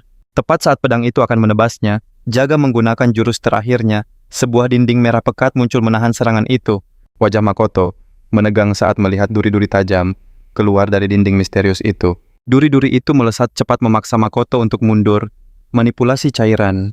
Inikah kekuatan spesial iblis? Jaga menyeringai. Tebakanmu benar. Setiap iblis punya kemampuan unik yang disebut Dark Arts. Sudah lama sekali aku tidak dipaksa menggunakan ini. Lanjutnya, kau memang manusia yang dirumorkan itu. Mendengar nama Grom, mata Jaga terbelalak. Bagaimana kau tahu nama Tuan Grom? Jaga lalu menjawab dengan bangga, aku adalah bawahan setia yang memuja Tuan Grom. Sebagai hadiah akan kuberi kau sedikit pengetahuan. Ia menjelaskan bahwa iblis terbagi menjadi beberapa kelas, dari rendah hingga spesial sama seperti roh suci milik Makoto. Tuan Grom adalah kelas menengah yang akan segera naik menjadi kelas spesial, sedangkan aku hanyalah iblis kelas rendah. Namun Jaga memperingatkan Makoto untuk tidak meremehkannya. Yuki menyadari bahkan untuk level ini Grom adalah kelas menengah sedangkan Jaga hanyalah kelas rendah. Jaga tertawa sinis, bertanya apa mereka sudah putus asa, hanya karena levelnya. Ronde kedua dimulai. Makoto bersiap, bayangan mulai terbentuk menjadi senjata di tangannya saat dia melesat maju. Bayangan itu membentuk palu raksasa. Jaga menyeringai, menyatakan kalau dinding di sisinya jauh lebih kokoh. Makoto menghantamkan palu bayangannya, tapi dinding itu tak bergeming. Jaga mengejek, hanya segitu kemampuan bayanganmu. Jaga mengingatkan, sudah kubilang jangan remehkan aku. Makoto melompat mundur kembali memusatkan kekuatan bayangannya. Bisakah kau mengikuti yang ini? Tantang Makoto. Jaga kebingungan tak bisa menebak senjata apa yang akan muncul dari gumpalan bayangan itu. Kecerdasanmu ini benar-benar merepotkan, gumam Jaga. Tiba-tiba bayangan itu membentuk pedang tajam dan menebas tubuh Jaga. Menyebalkan teriak Jaga kesal. Para penonton terkesima. Yuki melihat Makoto berhasil mendesaknya. Namun Jaga bangkit sambil tertawa mengerikan. Sambil tersenyum licik, Jaga berkata, punya ide cemerlang. Gelombang energi gelap menyebar, mengikat semua penonton. Makoto berteriak, taktikmu pengecut. Sudah terlambat, balas Jaga. Katusara panik, gawat, aku akan kena. Dia memejamkan mata saat merasakan percikan hangat di wajahnya, tapi itu bukan miliknya. Saat membuka mata, Makoto sudah berdiri di depannya, tubuhnya tertembus duri tajam demi melindunginya. Salah satu penonton memohon agar Makoto menyelamatkan mereka. Katusara tak percaya. Kenapa kau melindungiku sejauh ini? Cambuk energi. Jaga kembali mengikat Makoto dan Yuki histeris memanggil namanya. Yuki berpikir keras harus ada cara menghentikan cambuk itu. Dia teringat kembali pada latihannya mengendalikan kekuatan. Tapi rasa takut masih menyelimutinya. Jaga mengejek Makoto. Keinginanmu melindungi orang lain adalah kelemahan terbesarmu. Rasakan ini badai merah gale. Yuki teringat pada Makoto dan harapannya. Tiba-tiba api berkobar dari telapak tangannya. Dia mengangkat tangannya yang menyala. Makoto, percayalah padaku. Aku dan Adeti. Aku pasti bisa membantumu. Yuki melepaskan tembakan api ke arah Jaga. Makoto terbelalak tak percaya. Ledakan api dahsyat menerangi seluruh penjara bawah tanah.